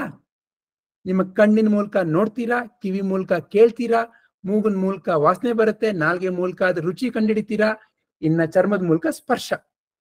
ಈ 5 ನಿಮಗೂ ನನಗೂ ಮನುಷ್ಯ ಅಂತ ಹೇಳ್ಕೊಳ್ಳೋ ಎಲ್ಲರಿಗೂ ಇರೋ ಅಂತ ಒಂದು ಸಾಧನ. ಯಾವುದಕ್ಕೆ? ಈ ಪ್ರಪಂಚ ಅಂತ ಏನೋ ಇದೆ. ಈ ಪ್ರಪಂಚ ನಿಮಗೆ ನನಗೆ ಗೊತ್ತಾಗ್ಬೇಕು ಅಂತಂದ್ರೆ ಕೇವಲ ಈ 5 ಇಂದ್ರಿಯಗಳ ಸಂವೇದನೆಯಿಂದ ಮಾತ್ರ ಸಾಧ್ಯ. ಹೌದಾನೆ? ಸೊ ಹಾಗಾಗಿ ಈ ಪ್ರಪಂಚ, ಆ ಪ್ರಪಂಚ ಅನ್ನೋದ್ರಲ್ಲೇನೆ ಈ ಒಂದು ಜ್ಞಾನ ಅಡಕವಾಗಿದೆ. ಪ್ರಪಂಚ ಪಂಚ ಯಾವುದನ್ನ ನಾವು ಈ ರೀತಿ 5 ಇಂದ್ರಿಯಗಳಿಂದ ಗ್ರಹಿಸ್ತೇವೆ, ಅದು ಪ್ರಪಂಚ. ಅದ್ಭುತ ಸ್ವಾಮಿ. ಪ್ರಪಂಚ ನೋಡಿ, ನೀವು ನಾನು ಏನೆಲ್ಲ ಕಲ್ತಿದ್ದೇವೆ ಈ ಪ್ರಪಂಚದಲ್ಲಿ, ಈ ಜೀವನದಲ್ಲಿ, ಎಲ್ಲವನ್ನು ಈ ರೀತಿಯ 5 ನಮ್ಮ ಇಂದ್ರಿಯಗಳ ಮೂಲಕ ಬರ್ತಾ ಇರೋ ಸಂವೇದನೆಗಳಿಂದ ಮಾತ್ರ ನೀವು ನಾನು ಕಲ್ತಿರೋದು. ಯಾವುದೇ ಒಂದು ಮಗು ಇರ್ಬೋದು, ಆ ಮಗು, ನೀವು ಸಹ ಒಂದು ಕಾಲದಲ್ಲಿ ಮಗು ಆಗಿದ್ರಿ. ಆಗ ಆ ಮಗುಗೆ ಈ ರೀತಿ ಬೇರೆ ಬೇರೆ ಸಂವೇದನೆಗಳು, ಕಿವಿ ಮೂಲಕ ಶಬ್ದ ಬರ್ತಾ ಇತ್ತು. ಮೊಟ್ಟ ಮೊದಲನೆಯ ಇಂದ್ರಿಯ ಒಂದು ಮಗು ಗರ್ಭದಲ್ಲಿದ್ದಾಗ ಸೃಷ್ಟಿಯಾಗೋದು ಕಿವಿ ಅಂತ ಹೇಳ್ತಾರೆ. ಹಾಗಾಗಿ ಅಪ್ಪ ಅಮ್ಮ ಸುತ್ತಮುತ್ತ ಇರೋರು ಏನನ್ನ ಮಾತಾಡ್ತಾ ಇರ್ತಾರೆ ಅದು ಆ ಗರ್ಭಕ್ಕೆ ಆ ಜೀವಿಗೆ ಹೋಗ್ತಾ ಇರುತ್ತೆ ಅಂತ. ನಮ್ಮ ಮಹಾಭಾರತದಲ್ಲಿ ಕಥೆನೂ ಗೊತ್ತಿರ್ಬೋದು ತಮ್ಗೆಲ್ಲ. ಅಭಿಮನ್ಯು ತನ್ನ ಅಮ್ಮನ ಹೊಟ್ಟೆಯಲ್ಲಿದ್ದಾಗ, ಸುಭದ್ರೆಯ ಹೊಟ್ಟೆಯಲ್ಲಿದ್ದಾಗ್ಲೇನೆ ಆತನಿಗೆ ಚಕ್ರವ್ಯೂಹವನ್ನ ಹೇಗೆ ಭೇದಿಸೋದು ಅನ್ನೋ ಜ್ಞಾನ ಶ್ರೀಕೃಷ್ಣ ಮತ್ತೆ ಸುಭದ್ರೆಯರ ಮಾತಿನ ಮೂಲಕ ತಿಳಿತಂತೆ. ಆದ್ರೆ ದುರದೃಷ್ಟಾವತ್ ಯಾವಾಗ ಶ್ರೀಕೃಷ್ಣ ಹೇಗೆ ಚಕ್ರವ್ಯೂಹದಿಂದ ಹೊರಗಡೆ ಬರಬೇಕು ಅಂತ ಹೇಳ್ತಾ ಇದ್ದಾಗ ಆ ಸುಭದ್ರೆ ಮಲ್ಕೊಂಡ್ಬಿಟ್ಲಂತೆ ಸ್ವಾಮಿ. ಹಾಗಾಗಿ ಪಾಪ ಆ ಅಭಿಮನ್ಯುಗೆ ಹ್ಯಾಗ್ ಹೋಗ್ಬೇಕು ಅಂತ ಗೊತ್ತಂತೆ, ಅದ್ರ ಹ್ಯಾಗ್ ಹೊರಗೆ ಬರಬೇಕು ಅಂತ ಗೊತ್ತಾಗ್ಲಿಲ್ವಂತೆ ಸ್ವಾಮಿ. ಹೀಗೆ ಎಷ್ಟೊಂದ್ ಸರ್ತಿ ಜೀವನದಲ್ಲಿ ನೀವು ನಾನು ಸಹ ಬೇರೆ ಬೇರೆ ಕಷ್ಟಗಳಿಗೆ ಸಿಗಾಕೊಂಡ್ಬಿಡ್ತೇವೆ. ನಮ್ಗೆ ಯಾವ್ದೋ ಒಂದು ಪರಿಸ್ಥಿತಿಗೆ ಹ್ಯಾಗ್ ಹೋಗ್ಬೇಕು ಅಂತ ಆಸೆ ಇದೆ ನಮಗೂ ನನ್ಗೂನು. ಅದು ಬೇಕು, ಇದು ಬೇಕು, ಅದಾಗ್ಬೇಕು, ಇದಾಗ್ಬೇಕು ಅಂತ ಹ್ಯಾಗ್ ಹೋಗ್ಬೇಕು ಅಂತ ಗೊತ್ತು. ಆದ್ರೆ ಹಾಗೆ ಏನೂ ಇಲ್ದೇನೆ ಯಾವುದೇ ರೀತಿ ಅಪಾಯ ಇಲ್ದೇನೆ ಹೊರಗಡೆ ಬರ್ಬೇಕು ಅಂತ ನಾವು ಎಷ್ಟೊಂದ್ಸಲಿ ಕಲಿಯೋದೇ ಇಲ್ಲ, ಸಂಪೂರ್ಣವಾಗಿ ಗ್ರಹಣ ಮಾಡೋದೇ ಇಲ್ಲ. ಆ ಸುಭದ್ರೆ ತರ ಎಷ್ಟೊಂದ್ಸಲಿ ನಾವು ನೀವನ್ನು ನಿದ್ರೆ ಮಾಡ್ಬಿಡ್ತೇವೆ. ಇದನ್ನ ಆ ಒಂದು ಕಥೆಯನ್ನು ಹೇಳ್ಕೊಡ್ತಾ ಇದೆ. ಇರ್ಲಿ, ಈಗ ನಾವು ನಮ್ಮ ಮುಖ್ಯವಾದ ಜ್ಞಾನಕ್ಕೆ ವಾಪಸ್ ಬರೋಣ. ಹೀಗೆ ಈ 5 ಇಂದ್ರಿಯಗಳ ಮೂಲಕ ನಿಮಗೆ ನನಗೆ ಏನೋ ಒಂದು ಅಂಶ ನೋಡಿ. ಅದೇ ವಸ್ತು, ಯಾವ ವಸ್ತು? ಸೌತೆಕಾಯಿ ಅನ್ನೋದು. ಆದ್ರೆ ಸೌತೆಕಾಯಿಗೆ ಒಂದು ಶಬ್ದ ಅಂತ ಇದೆ, ಆ ಶಬ್ದಕ್ಕೂ ಅದರ ವಾಸನೆಗೂ ವ್ಯತ್ಯಾಸ ಇದೆ. ಅದೇ ವಸ್ತು ಅಲ್ವಾ? ಹೀಗೆ ಈ 5 ಇಂದ್ರಿಯಗಳ ಮೂಲಕ ಏನೋ ಬರ್ತಾ ಇದೆ ಅಂತಂದ್ರೆ 5 ಬೇರೆ ಬೇರೆ ಶಕ್ತಿ ಇರಬೇಕು. ಏನೋ ಒಂದು ಯಾವುದೋ ಒಂದು ವಸ್ತುದು ಏನೋ ಬೇರೆ 5 ಇರಬೇಕು ಅಲ್ವಾ? ಇನ್ನ 3 ಯಾವುದು ಹೇಳ್ತಾ ಇದ್ದಾರೆ ಅವರು, ಅದನ್ನ ನೋಡೋಣ ಇವಾಗ. ಇದನ್ನೇ ಅಲ್ಲಿ ಪರಮಾತ್ಮ ನನ್ನ ಅಪರಾಗುಣಗಳು, ನನ್ನ ಬದಲಾಗುವ ಗುಣಗಳು. ಅಪರ ಅಂತಂದ್ರೆ ಏನು? ಅಪರ ಅಂತಂದ್ರೆ ಒಂದು ರೀತಿನಲ್ಲಿ ಕೆಳಮಟ್ಟದ್ದು ಅಂತ ಹೇಳ್ಬೋದು, ಅಥವಾ ಬದಲಾಗುವ ಗುಣಗಳು ಅಂತಲೂ ಹೇಳ್ಬೋದು. ಈ 8ನ್ನ ಪರಮಾತ್ಮನ ಬದಲಾಗುವ ಗುಣಗಳು ಅಂತ ಹೇಳ್ಕೊಟ್ರು. 5 ಬಗ್ಗೆ ಈಗ ನಮ್ಗೆ ಒಂದ್ ಸ್ವಲ್ಪ ಅರಿವಾಯ್ತು. ಇನ್ನ 3 ಅದನ್ನ ಸ್ವಲ್ಪ ನೋಡೋಣ ಇವಾಗ. ನೀವು ನಾನು ಏನು ನಮ್ಮ ಇಂದ್ರಿಯಗಳಿಂದ ಬರ್ತಾ ಇದೆ ಅದನ್ನ ಹ್ಯಾಕ್ ಸ್ವಾಮಿ ನಾವು ಅರ್ಥಕೋತಾ ಇದೀವಿ? ಆ ಅರ್ಥಕೊಳ್ಳಿಕ್ಕೆ ನಮ್ಮ ಒಳ ಮನಸ್ಸು ಅಂತ ಏನಿದೆ, ನಮ್ಮ ಅಂತಃಕರಣ ಅಂತ ಏನಿದೆ, ಅದ್ ಯಾರಿಗೂ ಕಾಣಿಸಲ್ಲ. ಮನಸ್ಸು ಅನ್ನೋದು ಯಾರಿಗೂ ಕಾಣಿಸಲ್ಲ. ಆದ್ರೆ ಆ ಕಾಣಿಸ್ದೇ ಇರೋ ಏನೋ ಒಂದು ಮನಸ್ಸಿನಲ್ಲಿ ಈ 3 ಬೇರೆ ಬೇರೆ ಶಕ್ತಿಗಳಿರ್ಬೇಕು. ಏನು ಶಕ್ತಿಗಳು? ಮೊಟ್ಟ ಮೊದಲದಾಗಿ ಈಗ ಏನೆಲ್ಲ ನೀವು ಕೇಳಿಸ್ಕೊಂಡ್ರಿ, ನೋಡಿದ್ರಿ, ಅದೆಲ್ಲ ನಿಮ್ಮ ಇಂದ್ರಿಯಗಳ ಮೂಲಕ ನಿಮಗೆ ಬರಬೇಕು ಒಳಗಡೆಗೆ ಅಲ್ವಾ? ಆ ಬಂದಾಗ ಅದು ನಿಮ್ಮ ಒಂದು ಶಬ್ದಕೋಶ ಇರುತ್ತೆ ನಿಮ್ಮ ಮನಸ್ಸಿನಲ್ಲಿ. ನಿಮ್ಮ ಮನಸ್ಸಿನಲ್ಲೇ ಒಂದು ಗೂಗಲ್ ಇದೆ, ಅದನ್ನೇ ಚಿತ್ತ ಅಂತ ಕರೆಯೋದು. ಆ ಚಿತ್ತ, ಈ ಚಿತ್ತ ಮತ್ತೆ ಈ ಯಾವುದು ಸಂವೇದನೆಗಳು ಬರ್ತಾ ಇದೆಯಲ್ಲ, ಇದನ್ನ ಇಲ್ಲಿ ಶ್ರೀಕೃಷ್ಣ ಈ ಶ್ಲೋಕದಲ್ಲಿ ಮನ ಅಂತ ಕರೀತಾ ಇದ್ದಾರೆ. ಈ ಸಂವೇದನೆಗಳು ಬಂದು, ಈ ಸಂವೇದನೆಗಳ ಮೂಲಕ ನಮ್ಮ ಈ ಒಂದು ಡಿಕ್ಷನರಿ, ನಮ್ಮ ಗೂಗಲ್ನಲ್ಲಿ ಇದು ಏನಿರ್ಬೋದು ಅನ್ನೋ ಬಗ್ಗೆ ಒಂದು ವಿಚಾರ ಉತ್ಪತ್ತಿ ಆಗ್ತಾ ಇದೆ. ನಮ್ಮ ಈ ಡಿಕ್ಷನರಿನಲ್ಲಿ ಈಗ ಯಾವುದೋ ಒಂದು ಪದ ಯಾರೋ ಹೇಳ್ತಾರೆ, ನಿಮಗೆ ಕೋಟಾಪೀಠ ಟೀ ಅಂತ ಗೊತ್ತಾ ಅಂತ. ನಮ್ಗೆ ಗೊತ್ತಿಲ್ಲ ಅಂದ್ರೆ ನಾವೇನ್ ಮಾಡ್ತೀವಿ, ಹೋಗ್ಬಿಟ್ಟು ನಮ್ ಡಿಕ್ಷನರಿ ತೆಗೆದ್ಬಿಟ್ಟು ಕೋ ಅಂತ ಹುಡುಕೊಂಡು ಆಮೇಲಿಂದ ಟಾ ಅಂತ ಹುಡ್ಕೊಂಡು ಹಾಗೇನೋ ಒಂದು ಮಾಡ್ತೀವಿ ಅಲ್ವಾ? ಅದೇ ತರ ನೀವು ನಾನು ಸಹ ಏನೋ ಒಂದು ಹೊಸ ಸಂವೇದನೆ ಬಂದಾಗ ನಮ್ಮ ಡಿಕ್ಷನರಿನಲ್ಲಿ ಹುಡುಕ್ತೀವಿ. ಇದೆಯಾ, ನಂಗೆ ಗೊತ್ತಾ, ಇದು ಕೇಳಿಸ್ಕೊಂಡಿದ್ದೀನ, ನೋಡಿದ್ದೀನ, ಈ ವಾಸನೆ ಬಗ್ಗೆ ಗೊತ್ತಾ ನಂಗೆ, ಈ ರೀತಿ. ಇದು ಮೊಟ್ಟ ಮೊದಲನೆಯ ಒಂದು ಶಕ್ತಿ. ಈ ಶಕ್ತಿ ನಮ್ಮ ಇಂದ್ರಿಯಗಳು ಕಾಣಿಸಲ್ಲ, ಆದ್ರೆ ಇದಿದೆ. ಅದನ್ನೇ ಇಲ್ಲಿ ಗುರುತಿಸಿದ್ದಾರೆ ನಮ್ಗೆ ಶ್ರೀಕೃಷ್ಣ. ಯಾವುದು? ಮನ ಅನ್ನೋದನ್ನ. ಇನ್ನ 2ನೇ ಬಹಳ ಮುಖ್ಯವಾದ ಶಕ್ತಿ ಏನು? ಯಾರಿಗ್ ಗೊತ್ತು ಈ ವಿಷಯ ಅಂತ ನಾನು ಕೇಳಿದ್ರೆ ನನಗ್ ಗೊತ್ತು ಅಂತ ನಾವು ಕೈ ಎತ್ತುತ್ತೀವಿ, ಅಥವಾ ನನಗ್ ಗೊತ್ತಿಲ್ಲ ಅಂತ ಹೇಳ್ತೀವಿ. ಯಾವುದೋ ಒಂದು ನಾನು ಅನ್ನೋ ಇನ್ನೊಂದು ಶಕ್ತಿ ಇದೆ. ಏನದು? ಅದು ಬೇರೆ ವಿಚಾರ. ಆದ್ರೆ ಆ ಶಕ್ತಿ ಇದೆ. ನನಗ್ ಗೊತ್ತು, ನನಗ್ ಗೊತ್ತಿಲ್ಲ. ಓ, ನಾನಿದನ್ ತಿಂದಿದ್ದೀನಿ, ನಾನಿದನ್ ತಿಂದಿಲ್ಲ, ನಾನಿದನ್ ಕೇಳಿದೀನಿ, ನಾನಿದನ್ ಕೇಳಿಲ್ಲ, ನಾನಿದನ್ ನೋಡಿದೀನಿ, ನಾನಿದನ್ ನೋಡಿಲ್ಲ. ಈ ರೀತಿ ಬೇರೆ ಬೇರೆ. ಓ, ಈ ಸೌತೆಕಾಯಿನ, ಇದು ಮೈಸೂರು ಸೌತೆಕಾಯಿ, ಓ ಇದು ಹಾಸನ ಸೌತೆಕಾಯಿ, ಆ ರೀತಿ ಬೇರೆ ಬೇರೆ ಎಲ್ಲ ನಾನು, ನಂದು ಅಂತೆಲ್ಲ ಹೇಳ್ಕೊಳ್ಳೋ ಒಂದು ಶಕ್ತಿ ಇದೆಯಲ್ಲ, ಅದೇನೆ ಅಹಂ, ಅಹಂಕಾರ. ಅಹಂಕಾರ, ನಾನು, ನನ್ನದು ಅನ್ನೋ ಇನ್ನೊಂದು ಶಕ್ತಿ ಅದೆಲ್ಲಿದೆ? ಅದೂ ಸಹ ಈ ಮನಸ್ಸಿನಲ್ಲೇ ಇದೆ, ಅದು ಅಂತಃಕರಣದಲ್ಲಿ. ಇನ್ನ ಈ ಎಲ್ಲ 5 ಸಂವೇದನೆಗಳು ಬಂದ್ವು, ಬೇರೆ ಬೇರೆ ಸಂವೇದನೆಗಳು ಬಂದ್ವು. ಈ ಬಂದಾಗ ಯಾವ್ದು ಏನು? ಇದು ಲೋಟನ, ಇದು ಹಣ್ಣ, ಇದು ನೀರ, ಇದು ಕಾಫಿನ, ಇದು ಕಪ್ಪ, ಇದು ಬಿಳುಪ ಅಂತೆಲ್ಲ ತೀರ್ಮಾನ ತಗೊಳ್ಬೇಕಲ್ಲ. ಈ ತೀರ್ಮಾನ ತಗೊಳ್ಳೋ ಇನ್ನೊಂದು ಶಕ್ತಿ ಇದೆಯಲ್ಲ, ಅದನ್ನೇ ಬುದ್ಧಿ ಅಂತ ಹೇಳೋದು. ಹೀಗೆ ಶ್ರೀಕೃಷ್ಣ ನಮ್ಗಿಲ್ಲಿ ನಮ್ಮ ಈ 5 ಇಂದ್ರಿಯಗಳ ಮೂಲಕ ನಮಗೆ ತಿಳಿಸುವಂಥದ್ದು. ಇನ್ನ ಅವುಗಳನ್ನ ನಾವು ಯಾವ ರೀತಿ ವಿಚಾರ ಮಾಡ್ತೇವೆ, ಯಾವ ರೀತಿ ಅದನ್ನ ಗ್ರಹಿಸ್ತೇವೆ ಅನ್ನೋದಕ್ಕೆ ಇನ್ನ 3 ಈ ಅಂಶ ಇರ್ಲೇಬೇಕು ತಾನೆ. ಈ 3 ಇರ್ಲಿಲ್ಲ ಅಂದಿದ್ರೆ ಈ 5ಕ್ಕೆ ಏನು ಅರ್ಥ ಇಲ್ಲ. ನೀವು ಮಲ್ಕೊಂಡ್ಬಿಟ್ಟಿದ್ದೀರಾ ಅಂತ ಅನ್ಕೊಳ್ಳಿ, ಗಾಢ ನಿದ್ರೆಯಲ್ಲಿದ್ದೀರಾ ಅಂತ ಇಟ್ಕೊಳ್ಳಿ, ನಿಮ್ಮ ಕಣ್ಣಿನ ಮೂಲಕ ನಿಮ್ಮ ಕಿವಿ ಮೂಲಕ ಏನೋ ಬರ್ತಾ ಇದೆ ಅಂತ ಅನ್ಕೊಳ್ಳಿ. ಆದ್ರೆ ಈ ಮನಸ್ಸು ಅನ್ನೋದು ನಿದ್ರೆ ಮಾಡ್ಬಿಟ್ಟಿದ್ದಾಗ ಇದ್ಯಾವುದು ಗೊತ್ತಾಗಲ್ಲ. ಅಂದ್ರೆ ಏನು, ಈ 5 ಇಂದ್ರಿಯಗಳು ಪ್ಲಸ್ ಈ 3 ಈ ಅಂತಃಕರಣದಲ್ಲಿ ಈ ಶಕ್ತಿಗಳು ಇರ್ಲೇಬೇಕು ಅಲ್ವಾ. ಇದರ ಮೂಲಕ ಈಗ ನಮಗೆ ಈ ಪ್ರಪಂಚ ಅನ್ನೋದ್ರ ಅರಿವಾಗ್ತಾ ಇದೆ. ನೋಡಿ, ನಮ್ಗೆ ಪ್ರಪಂಚದ ಮೂಲಕ ಅದನ್ನೇ ಇಲ್ಲಿ ಹೇಳಿರೋದು ಶ್ರೀಕೃಷ್ಣ. ಖಮ್ ಅಂದ್ರೇನು, ಆಕಾಶ. ಆಕಾಶ ತತ್ವವನ್ನ ನಾವು ನಮ್ಮ ಕಿವಿಯ ಮೂಲಕ ಶಬ್ದವಾಗಿ ನಮಗೆ ಬರುತ್ತೆ. ಇನ್ನ ಗಾಳಿ ಅನ್ನೋದು ನಮಗೆ ಈ ಸ್ಪರ್ಶದ ಮೂಲಕ. ಹೀಗೆ ಒಂದೊಂದೂ ನಿಮ್ಗೆ ಕಾಣಿಸ್ತಾ ಇದೆ. ಈ ಭೂಮಿ ಅನ್ನೋದೇನು, ಭೂಮಿ ನಮಗೆ ನಮ್ಮ ಮೂಗಿನ ಮೂಲಕ. ಭೂಮಿಗೆ ನಮಗೆ ರೂಪನೂ ಇದೆ, ಆದ್ರೆ ಭೂಮಿಗಿರೋ ಒಂದು ಸ್ಪೆಷಲ್ ಅಂಶ, ಒಂದು ವಿಶಿಷ್ಟವಾದ ಅಂಶ, ಅದು ನಿಮ್ಮ ಕೇವಲ ಮೂಗು ಮಾತ್ರ ಗ್ರಹಿಸುತ್ತೆ. ಅದೇನೇ ಗಂಧ. ನೀರು ನಿಮ್ಗೆ ಕಾಣಿಸೂ ಸಹ ಸೇರುತ್ತೆ, ಮತ್ತೆ ಅದರ ಸ್ಪರ್ಶಕ್ಕೂ ಒಂದು ಅನುಭವ ಬರುತ್ತೆ. ಆದ್ರೆ ರುಚಿ ಅನ್ನೋದು, ನೀರಿನ ರುಚಿ ಅನ್ನೋದು, ಅದು ಅದರ ವಿಶಿಷ್ಟವಾದ ಗುಣ ಕೇವಲ ನಾಲಿಗೆ ಮೂಲಕ ಮಾತ್ರ ನೀವು ಗ್ರಹಣ ಮಾಡಬಹುದು. ಹಾಗೇನೆ ಅಗ್ನಿ ತತ್ವ, ಅದು ಕಣ್ಣಿನ ಮೂಲಕ ಕಾಣಿಸೋ ರೂಪ. ವಾಯು ತತ್ವ ಚರ್ಮದ ಮೂಲಕ ನಿಮಗೆ ಸ್ಪರ್ಶವಾಗಿ. ಯಾವುದನ್ನ ಆಕಾಶ ಅಂತ ಕರಿತೇವೆ, ಅದು ಕಿವಿಯ ಮೂಲಕ ಧ್ವನಿಯಾಗಿ. ಹೀಗೆ ಈ 5 ನಿಮಗೆ ನಿಮ್ಮ ಇಂದ್ರಿಯಗಳ ಮೂಲಕ ಗೋಚರವಾಗ್ತಾ ಇದೆ. ಯಾವುದು ಪ್ರಪಂಚದ ಬಗ್ಗೆ. ಈ 5 ಸ್ಥೂಲ, ಯಾವುದು ಸ್ಥೂಲ ಅಂತಂದ್ರೆ ಯಾವುದು ನಮ್ಮ ಇಂದ್ರಿಯಗಳ ಮೂಲಕ ಗೋಚರವಾಗತ್ತೆ, ಅದು ಮೊದಲನೇ ಅಂಶ, ಈ 5.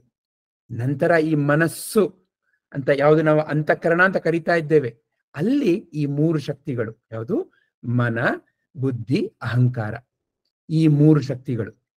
ಹೀಗೆ ಈ 5 ಮತ್ತೆ ಈ 3 ಈ 2 ಸೇರಿದಾಗ ಈ 8 ಅಷ್ಟ. ಇಲ್ಲಿ ಅದನ್ನೇ ಶ್ರೀಕೃಷ್ಣ ಹೇಳ್ತಾ ಇದ್ದಾರೆ. ಏನು ನೋಡಪ್ಪ ಅರ್ಜುನ, ಭೂಮಿ, ನೀರು, ಅಗ್ನಿ, ವಾಯು, ಆಕಾಶ, ಮನಸ್ಸು, ಬುದ್ಧಿ ಮತ್ತೆ ಈ ಅಹಂಕಾರ, ಇವು ನನ್ನ ಭೌತಿಕ ಶಕ್ತಿಗಳು. ಅಪರ ಅಂತಂದ್ರೆ ಕೆಳಮಟ್ಟದ್ದು ಅಥವಾ ಬದಲಾಗುವಂಥದ್ದು. ಯಾಕೆ, ನೀವು ನಾನು ಗಮನ ಕೊಟ್ರೆ ಈ ಪ್ರಪಂಚ ಅನ್ನೋದು ಸದಾ ಬದಲಾಗ್ತಾ ಇರೋ ಒಂದು ಚಿತ್ರ. ನೋಡಿ, ದಯವಿಟ್ಟು ಗಮನ ಕೊಡಿ. ಕಣ್ಣಿನ ಮೂಲಕ ಏನೆಲ್ಲ ಬರ್ತಾ ಇದೆ ಅದು ಸದಾ ಬದಲಾಗ್ತಾ ಇದೆ. ಕಿವಿ ಮೂಲಕ ಏನ್ ಬರ್ತಾ ಇದೆ ಸದಾ ಬದಲಾಗ್ತಾ ಇದೆ. ಹಾಗೆ ಪ್ರತಿಯೊಂದು ಇಂದ್ರಿಯಗಳ ಮೂಲಕ ಏನ್ ಬರ್ತಾ ಇದೆ ಅದು ಸದಾ ಬದಲಾಗ್ತಾ ಇದೆ. ಸದಾ ಚಲನೆಯಲ್ಲಿದೆ, ಸದಾ ಚಲಿಸ್ತಾ ಇದೆ. ಅದಕ್ಕೇನೆ ಇದನ್ನ ಜಗತ್ತಂತ ಕರೆಯೋದು. ಯಾವುದು ಸದಾ ಬದಲಾಗ್ತಾ ಇರುತ್ತೆ, ಯಾವುದು ಚಲಿಸ್ತಾನೇ ಇರುತ್ತೆ. ಈ ಚಲನೆಗೆ ಈ ರೀತಿ ಈ ಪರಮಾತ್ಮನ 8 ಅಪರಾಶಕ್ತಿಗಳು ಮೊಟ್ಟ ಮೊದಲನೇದಾಗಿ. ಈಗ ಎರಡನೇದು ಆತನ ಪರಾಪ್ರಕೃತಿ, ಪರಾಶಕ್ತಿ ಬಗ್ಗೆ ತಿಳ್ಕೊಳ್ಳಿಕ್ಕೆ ಇನ್ನ ಒಂದು ಆಟ ಇದೆ. ಈ ಆಟ 8 ಪ್ರಶ್ನೆಗಳ ಮೂಲಕ ಆಗ್ಲಾ. ಸೊ ಒಂದೊಂದು ಪ್ರಶ್ನೆನೂ ಬರುತ್ತೆ. ಬಂದಾಗ ತಾವೆಲ್ಲರೂ ದಯವಿಟ್ಟು ಯಾರ್ಯಾರಿಗೂ ಉತ್ತರ ಕೊಡ್ಬೇಕು ಅಂತ ಆಸೆ ಆಗತ್ತೆ, ನಿಮ್ಮ ಕೈನ ಮೇಲ್ ಮಾಡಿ ಉತ್ತರ ಕೊಡಿ. ಈಗ ಮೊದಲನೇ ಪ್ರಶ್ನೆ ಬಹಳ ಸುಲಭ, ಎಲ್ಲ ಪ್ರಶ್ನೆಗಳನ್ನು. ಈಗ 2 ವಸ್ತುಗಳನ್ನ ಯಾವುದು ಅವಲಂಬಿತ ಯಾವುದು ಸ್ವತಂತ್ರ ಅಂತ ನೀವು ನಾನು ಕಂಡುಹಿಡಿಬೇಕು ಅಷ್ಟೇನೆ. ಈಗ ಉದಾಹರಣೆಗೆ ಇಲ್ಲಿ ಮಡಿಕೆ ಮತ್ತೆ ಮಣ್ಣಿನ ಬಗ್ಗೆ. ಮಡಿಕೆ ಮತ್ತೆ ಮಣ್ಣು ಯಾವುದು ಅವಲಂಬಿತ ಯಾವುದು ಸ್ವತಂತ್ರ, ಯಾವ್ದ್ರ ಮೇಲೆ ಅವಲಂಬಿತವಾಗಿದೆ, ಡಿಪೆಂಡೆಂಟ್, ಮತ್ತೆ ಯಾವುದು ಇಂಡಿಪೆಂಡೆಂಟ್, ಇಂಗ್ಲಿಷ್ ನಲ್ಲಿ ಹೇಳ್ಬೇಕು. ಈಗ ಮೊದಲನೇ ನಿಮ್ಗೆ 4 ಚಾಯ್ಸ್ ಇರುತ್ತೆ ಪ್ರತಿಯೊಂದು ಪ್ರಶ್ನೆಗೂ. ಚಾಯ್ಸ್ ಎ ಅಂತಂದ್ರೆ ಮಡಿಕೆ ಸ್ವತಂತ್ರ, ಚಾಯ್ಸ್ ಬಿ ಅಂತಂದ್ರೆ ಮಣ್ಣು ಸ್ವತಂತ್ರ, ಚಾಯ್ಸ್ ಸಿ ಅಂತಂದ್ರೆ 2 ಸ್ವತಂತ್ರ, ಚಾಯ್ಸ್ ಡಿ ಅಂತಂದ್ರೆ 2 ಸ್ವತಂತ್ರ ಇಲ್ಲ. ಹೀಗೆ ಮಣ್ಣು ಹೇಗೆ ಮಣ್ಣು ಸ್ವತಂತ್ರ ಅಂತ ಹೇಳ್ತೀರಾ ತಾವು? ಅದು ಇದ್ರೆ ಏನು ರೂಪ ಆದ್ರೂ ಮಾಡಬಹುದು, ಯಾವ ರೀತಿಯಲ್ಲಿ ಮಡಿಕೆನೂ ಮಾಡಬಹುದು, ಬೇರೆ ಏನ್ ನಮ್ಮ ಮನಸ್ಸಲ್ಲಿ ಗಣೇಶನು ಮಾಡ್ಬೋದು, ಏನ್ ಮಾಡಿದ್ರು ಮಣ್ಣಲ್ಲಿ ಮಾಡಬೇಕು. ಎಕ್ಸಲೆಂಟ್, ಕರೆಕ್ಟ್ ಅಲ್ವಾ? ಸ್ವಲ್ಪ ಗಮನ ಕೊಟ್ಟು ನೋಡಿದ್ರೆ ಈಗ ನಮ್ಮ ಸರ್ ಹೇಳಿದಾಗೆ ನಾವ್ ಏನೇ ಒಂದು ಮಡಿಕೆ ಅಂತ ಕರಿತೇವೆ, ಈ ರೀತಿ ನಿಮ್ ಕಣ್ಮುಂದೆ ಈಗ ಬೇರೆ ಬೇರೆ ರೀತಿಯ ಆಕಾರಗಳು ಕಾಣಿಸ್ತಾ ಇದೆ. ಉದ್ದಕ್ಕೆ, ಸಣ್ಣಕ್ಕೆ, ಅಗಲಕ್ಕೆ, ದಪ್ಪಕ್ಕೆ, ಏನೇನೋ ಇದೆ ಆಕಾರಗಳು. ಈ ಎಲ್ಲವೂ ಯಾವ್ದ್ರಿಂದ ಮಾಡಿರೋದು ಅಂತ ನೀವು ನಾನು ವಿಚಾರ ಮಾಡಿದ್ರೆ ಮಣ್ಣು. ಮಣ್ಣಿಲ್ದೇನೆ ಇದ್ಯಾವುದು ಮಾಡಕ್ಕಾಗಲ್ಲ ಅಲ್ವಾ? ಇಲ್ಲಿ ತೋರಿಸಿರೋ ವಸ್ತುಗಳು. ಮಡಿಕೆ ಅಂತ ಅನ್ನೋದು ಮಣ್ಣಿದ್ರೆ ಮಾತ್ರ. ನೀವು ಮಣ್ಣನ್ನ ಮಡಿಕೆನ ಎರಡನ್ನು ಬೇರೆ ಬೇರೆ ಮಾಡ್ಲಿಕ್ಕೆ ಯಾವತ್ತಾದ್ರೂ ಆಗತ್ತಾ? ನಾನು ಈ ಮಡಿಕೆಯಿಂದ ಮಣ್ಣನ್ನು ತೆಗೆದಾಕ್ಬಿಡ್ತೀನಿ, ಇವಾಗ ಇದು ಮಡಿಕೆ ಅಂತ ಹೇಳಲಿಕ್ಕೆ ಆಗತ್ತಾ? ಇಲ್ಲ ಅಲ್ವಾ? ಹಾಗಾಗಿ ಮಡಿಕೆಗೆ ಒಂದು ಅಸ್ತಿತ್ವ ಅಂತ ಬಂದಿರೋದು ಕೇವಲ ಮಣ್ಣಿನಿಂದ. ಹಾಗಾಗಿ ಇಲ್ಲಿ ಮಣ್ಣು ಸ್ವತಂತ್ರ, ಮಡಿಕೆ ಅದರ ಮೇಲೆ ಅವಲಂಬಿತವಾಗಿದೆ. It is a dependent reality. ಆಗ್ಲಾ? ಇದು ಮೊದಲನೇ ಪ್ರಶ್ನೆ. ಬಹಳ ಚೆನ್ನಾಗಿ ಉತ್ತರ ಕೊಟ್ರಿ ಸರ್, ಧನ್ಯವಾದ. ಈಗ ಎರಡನೇ ಪ್ರಶ್ನೆ, ಆಭರಣ ಮತ್ತೆ ಚಿನ್ನ. ಇದೇ ತರ 4 ಕ್ಲೂಸ್. ಈಗ ಬೇರೆ ಯಾರಾದ್ರೂ ಉತ್ತರ ಕೊಡ್ತೀರಾ ದಯವಿಟ್ಟು? ಚಿನ್ನ ಸ್ವತಂತ್ರವಾಗಿದೆ, ಆಭರಣ ಅವಲಂಬಿತ. Very nice. ಓಕೆ, ಸೊ ನೀವೆಲ್ಲರೂ ಈಗ ಏನಂತಂದ್ರೆ ಎಲ್ಲರಲ್ಲೂ ಭಗವಂತನ ಒಂದು ಅದ್ಭುತವಾಗಿರೋ ಒಂದು ಶಕ್ತಿ ಇದೆ, ಏನೋ ಬಹಳ ಚೆನ್ನಾಗಿ ಗ್ರಹಣ ಮಾಡುವಂಥದ್ದು. ಅದನ್ನ ತಾವೆಲ್ಲರೂ ತೋರಿಸ್ತಾ ಇದ್ದೀರಾ, ಬಹಳ ಸಂತೋಷವಾಗ್ತಾ ಇದೆ. Thank you. ಎಷ್ಟು ಸುಲಭವಾಗಿ ಉತ್ತರ ಕೊಟ್ಬಿಟ್ರಿ. ಇದರಲ್ಲಿ ಯಾವುದು? ಅಯ್ಯೋ ಸ್ವಾಮಿ, ಯಾಕೆ ಇಷ್ಟೊಂದು ಕಷ್ಟಪಡ್ತೀರಾ? ಚಿನ್ನ ಸ್ವತಂತ್ರ. ಯಾಕೆ? ಆಭರಣ ಚಿನ್ನ ಇಲ್ದೇನೆ ಮಾಡ್ಲಿಕ್ಕೆ ಆಗತ್ತಾ? ಇಲ್ಲ ತಾನೆ ಅಂತ ಉತ್ತರ ಕೊಟ್ಬಿಡ್ತೀರಾ. Excellent, very nice, very nice. ಯಾಕಂದ್ರೆ ಈ ಆಟದಲ್ಲಿ ಇನ್ನೊಂದು ಬೇಕು, ಚಿನ್ನದ ಜೊತೆಗೆ ಏನಾದ್ರು ಮಿಕ್ಸ್ ಮಾಡಿದ್ರೆ ಅದು ಒಡವೆ ಗಟ್ಟಿ ಆಗುತ್ತೆ, ಇಲ್ದ್ರೆ ಆಗೋದಿಲ್ಲ. ಹೌದು, ಅದ್ ನಿಜ. ಆದ್ರೆ ಇಲ್ಲಿ ನಾವು ಈಗ ಕೇವಲ 2 ವಸ್ತುಗಳ ಬಗ್ಗೆ ನಾವು ವಿಚಾರವನ್ನ ತಿಳ್ಕೊಳ್ತಾ ಇದ್ದೇವೆ ಅಷ್ಟೇನೆ. ಈಗ ಮುಂದೆ ಹೋಗ್ತಾ ಹೋಗ್ತಾ ಸ್ವಲ್ಪ ಪ್ರಶ್ನೆಗಳು ಕಠಿಣ ಆಗಬಹುದು, ನೋಡೋಣ ಹೇಗಾಗತ್ತೆ ಅಂತ. ಓಕೆನಾ? ಈಗ 3ನೇದು, ಇದನ್ನು ನಿಮ್ಗೆ ಬಹಳ ಸುಲಭವಾಗಿ ಉತ್ತರ ಕೊಟ್ಬಿಡ್ತೀರಾ ಅನ್ಸುತ್ತೆ ನನಗೇನು. ಯಾವ್ದ್ರ ಮೇಲೆ ಅವಲಂಬಿತ? ಸಾಗರ ಮತ್ತೆ ನೀರಿನಲ್ಲಿ. ಸಾಗರ ಸ್ವತಂತ್ರನಾ? ಹೌದು. ಓಕೆ, ಹೌದು. ಗುಳ್ಳೆ ಬರ್ಬೇಕಾದ್ರೆ ಸಾಗರ ಬೇಕೇ ಬೇಕು. ಸಾಗರದಿಂದಾನೇ ಎಲ್ಲ ಉತ್ಪನ್ನ, ಮೂಲ ಸಾಗರ. ಓಕೆ, ಇನ್ಯಾರಾದ್ರೂ ಬೇರೆ ಉತ್ತರ ಕೊಡ್ತೀರಾ? ಯಾವ್ದು ಸ್ವತಂತ್ರ? ಯಾವ್ದಿಲ್ದೇನೆ ಇನ್ನೊಂದಿರಕ್ಕಾಗಲ್ಲ. ನೀರು ರೀ. ಹೇಗೆ? ಸಾಗರ ಅವಲಂಬಿತ. ಲಕ್ಷ್ಮಿ ಅಮ್ಮ, ನೀರು ಅಂತ ಹೇಗೆ ಹೇಳ್ತೀರಾ? ನೀರ್ ಇರೋದ್ರಿಂದನ ಸಾಗರ ಉತ್ಪತ್ತಿ ಆಗ್ತೈತಿ. ನೀರ್ನೇ ಇರ್ಲಿಲ್ಲ ಅಂದ್ರೆ ಸಾಗರ ಹೆಂಗ್ ಬರಕ್ ಸಾಧ್ಯ ಐತೆ? ಆತರ. Very nice. ಯಾರಿಗಾದ್ರೂ ಈ ಉತ್ತರದಲ್ಲಿ ಶಂಕೆ ಬರ್ತಾ ಇದೆಯಾ? ಈ ಉತ್ತರ ತಪ್ಪು ಅಂತ ಅನಿಸ್ತಾ ಇದೆಯಾ ಯಾರಿಗಾದ್ರೂ? ಈಗ ಲಕ್ಷ್ಮಿ ಸಾಗರನಲ್ಲಿ ನೀರು ಎರಡು ಒಂದೇ, ಸ್ವತಂತ್ರವಾಗಿ ಇದೆ. ಸಾಗರ ನೀರು ಬರುತ್ತೆ, ನೀರ್ ಮೇಲೆ ಹೋಗಿ ಮತ್ತೆ ಮಳೆ ಬರುತ್ತೆ. ನೀರಿನ ಸಾಗರ. ಆದ್ರೆ ನೋಡಿ, ನೀರಿಲ್ದೇನೆ ಸಾಗರ ಇರ್ಲಿಕ್ಕೆ ಸಾಧ್ಯನಾ?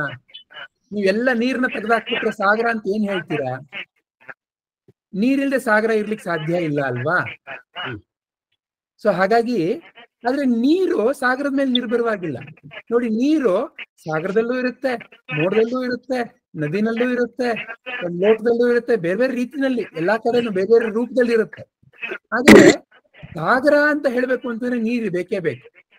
ನೀರಿಲ್ದೆ ಸಾಗರ ಇಲ್ಲ. ಹಾಗಾಗಿ ನೀರು ಅನ್ನೋದು ಇಲ್ಲಿ ಸ್ವತಂತ್ರ.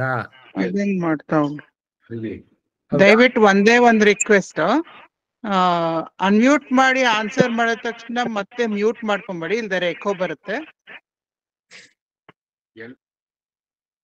ಧನ್ಯವಾದ. ಆಗ್ಲಿ. ಯಾರಿಗಾದ್ರೂ ಈ ಒಂದು ಉತ್ತರದಲ್ಲಿ ಶಂಕೆ ಇದ್ರೆ, ಏನಾದ್ರೂ ಪ್ರಶ್ನೆ ಇದ್ರೆ ದಯವಿಟ್ಟು ಕೇಳಿ. ಯಾಕಂದ್ರೆ ಮುಂದೆ ಹೋಗ್ತಾ ಹೋಗ್ತಾ ಈ ಉತ್ತರಗಳು ಬಹಳ ಮುಖ್ಯ, ಒಂದೊಂದು ಲೆವೆಲ್ ತರ.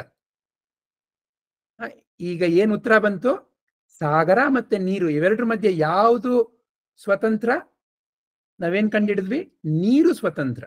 ನೀರಿಲ್ಲದೆ ಸಾಗರ ಇರ್ಲಿಕ್ಕೆ ಸಾಧ್ಯನೇ ಇಲ್ಲ ಅಂತ ಕಂಡಿಡಿದ್ವಿ. ಈ ಉತ್ತರದ ಬಗ್ಗೆ ಯಾರಿಗಾದ್ರೂ ಶಂಕೆ ಇದ್ರೆ, ಇದು ಸರಿ ಇಲ್ಲ ಅಂತ ಅನ್ಸಿದ್ರೆ ದಯವಿಟ್ಟು ಹೇಳಿ.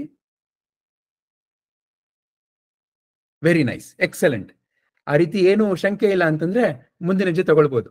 ಯಾಕಂದ್ರೆ ಮುಂದೊಂದು ಇನ್ನೊಂದು ಸ್ವಲ್ಪ ಕಷ್ಟ ಆಗತ್ತೆ ಪ್ರಶ್ನೆ. ಈಗ ಇಲ್ಲಿ ನೀವು ವಸ್ತುಗಳನ್ನ ನೋಡ್ತಾ ಇದ್ದೀರಾ, ಮತ್ತೆ ಒಂದು ಖಾಲಿ ಜಾಗ ಆಕಾಶ ನೋಡ್ತಾ ಇದ್ದೀರಾ. ಇವೆರಡರ ಮಧ್ಯೆ ಯಾವ್ದ್ರ ಮೇಲೆ ಅವಲಂಬಿತವಾಗಿದೆ? ಯಾವ್ದು ಸ್ವತಂತ್ರ? ವಸ್ತು ಸ್ವತಂತ್ರನ ಆಕಾಶ ಸ್ವತಂತ್ರನ? ಆಕಾಶ ಸ್ವತಂತ್ರ. ಆಕಾಶ ಸ್ವತಂತ್ರ. ಆಕಾಶ ಸ್ವತಂತ್ರ. Very nice. ಪ್ರತಿಭಾಮ್ಮ ಹೇಗೆ ಆ ರೀತಿ ಹೇಳ್ತೀರಾ ಆಕಾಶ ಸ್ವತಂತ್ರ ಅಂತ? ಆಕಾಶ ಮನೆಯಲ್ಲೂ ಆಕಾಶ ಇದೆ, ಆಚೆ ಪ್ರಪಂಚದಲ್ಲೂ ಆಕಾಶ ಇದೆ. ಮನೆ ಆಕಾಶ, ಆಚೆ ಇರೋದು ಪ್ರಪಂಚದಲ್ಲಿ ಆಕಾಶ, ಎರಡೂ ಒಂದೇ ಸರ್. Very nice. ಸೊ ಅದು ತಮ್ಮ ಉತ್ತರ. ಈಗ ನೀವು ಹೇಳ್ದಂಗೆ ಸರ್ ಇದು ಇನ್ಫಿನಿಟಿ ಅಂತ ಹೇಳಿದ್ರಲ್ಲ ಸರ್, ಆಕಾಶ ಇನ್ಫಿನಿಟಿ ಎಲ್ಲಾದ್ರೂ ಇರ್ಬೋದಾರ್ದ ಅಲ್ವಾ? ಇನ್ಫಿನಿಟಿ ಅದಕ್ಕೋಸ್ಕರ ಅಲ್ವಾ?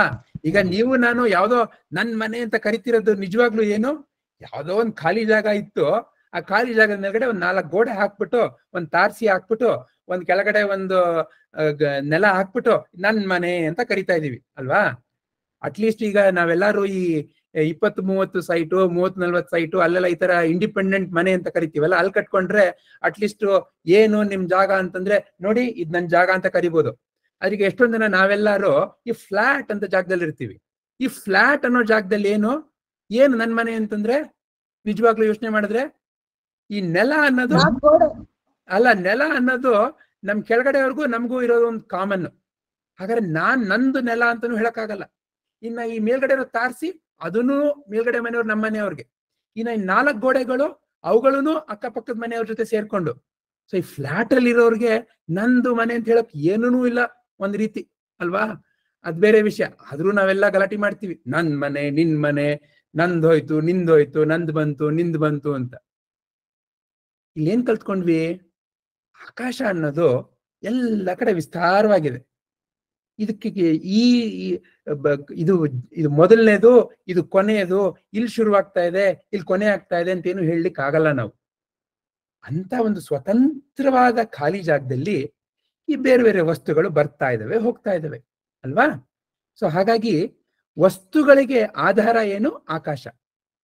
ಆ ಆಕಾಶ ಇರ್ಲಿಲ್ಲ ಅಂತಿದ್ರೆ ವಸ್ತು ಎಲ್ಲಿ ಸ್ವಾಮಿ ಇರ್ಲಿಕ್ಕಾಗ್ತಿತ್ತು? ಇಲ್ಲ ತಾನೆ? ಹಾಗಾಗಿ ಸ್ವತಂತ್ರ ಏನಿಲ್ಲಿ? ಆಕಾಶ. ಅಗೇನ್ ಯಾರಿಗಾದ್ರೂ ಶಂಕೆ ಇದ್ರೆ ದಯವಿಟ್ಟು ಕೇಳಿ, ಇಲ್ಲಾಂದ್ರೆ ಮುಂದಿನ ಪ್ರಶ್ನೆಗೆ ಹೋಗೋಣ. ಯಾಕಂದ್ರೆ ಮುಂದಿನ ಪ್ರಶ್ನೆಗಳು ಇನ್ನು ಸ್ವಲ್ಪ ಕಷ್ಟ ಆಗ್ತಾ ಹೋಗುತ್ತೆ. ಆಗ್ಲಿ, ಮುಂದಿನ ಪ್ರಶ್ನೆ. ಇವಾಗ ಇಲ್ಲಿ ಈ ಧ್ವನಿಯನ್ನ ನೀವು ಸ್ವಲ್ಪ ಗಮನ ಕೊಟ್ಟು ಕೇಳಿಸ್ಕೊಳ್ಬೇಕು. ಅದ್ರ ನಂತರ ಪ್ರಶ್ನೆ ಬರುತ್ತೆ, ಸ್ವಲ್ಪ ನೀವು ಗಮನ ಕೊಡ್ಬೇಕಿಲ್ಲಿ. ದಯವಿಟ್ಟು ಗಮನ ಕೊಡಿ.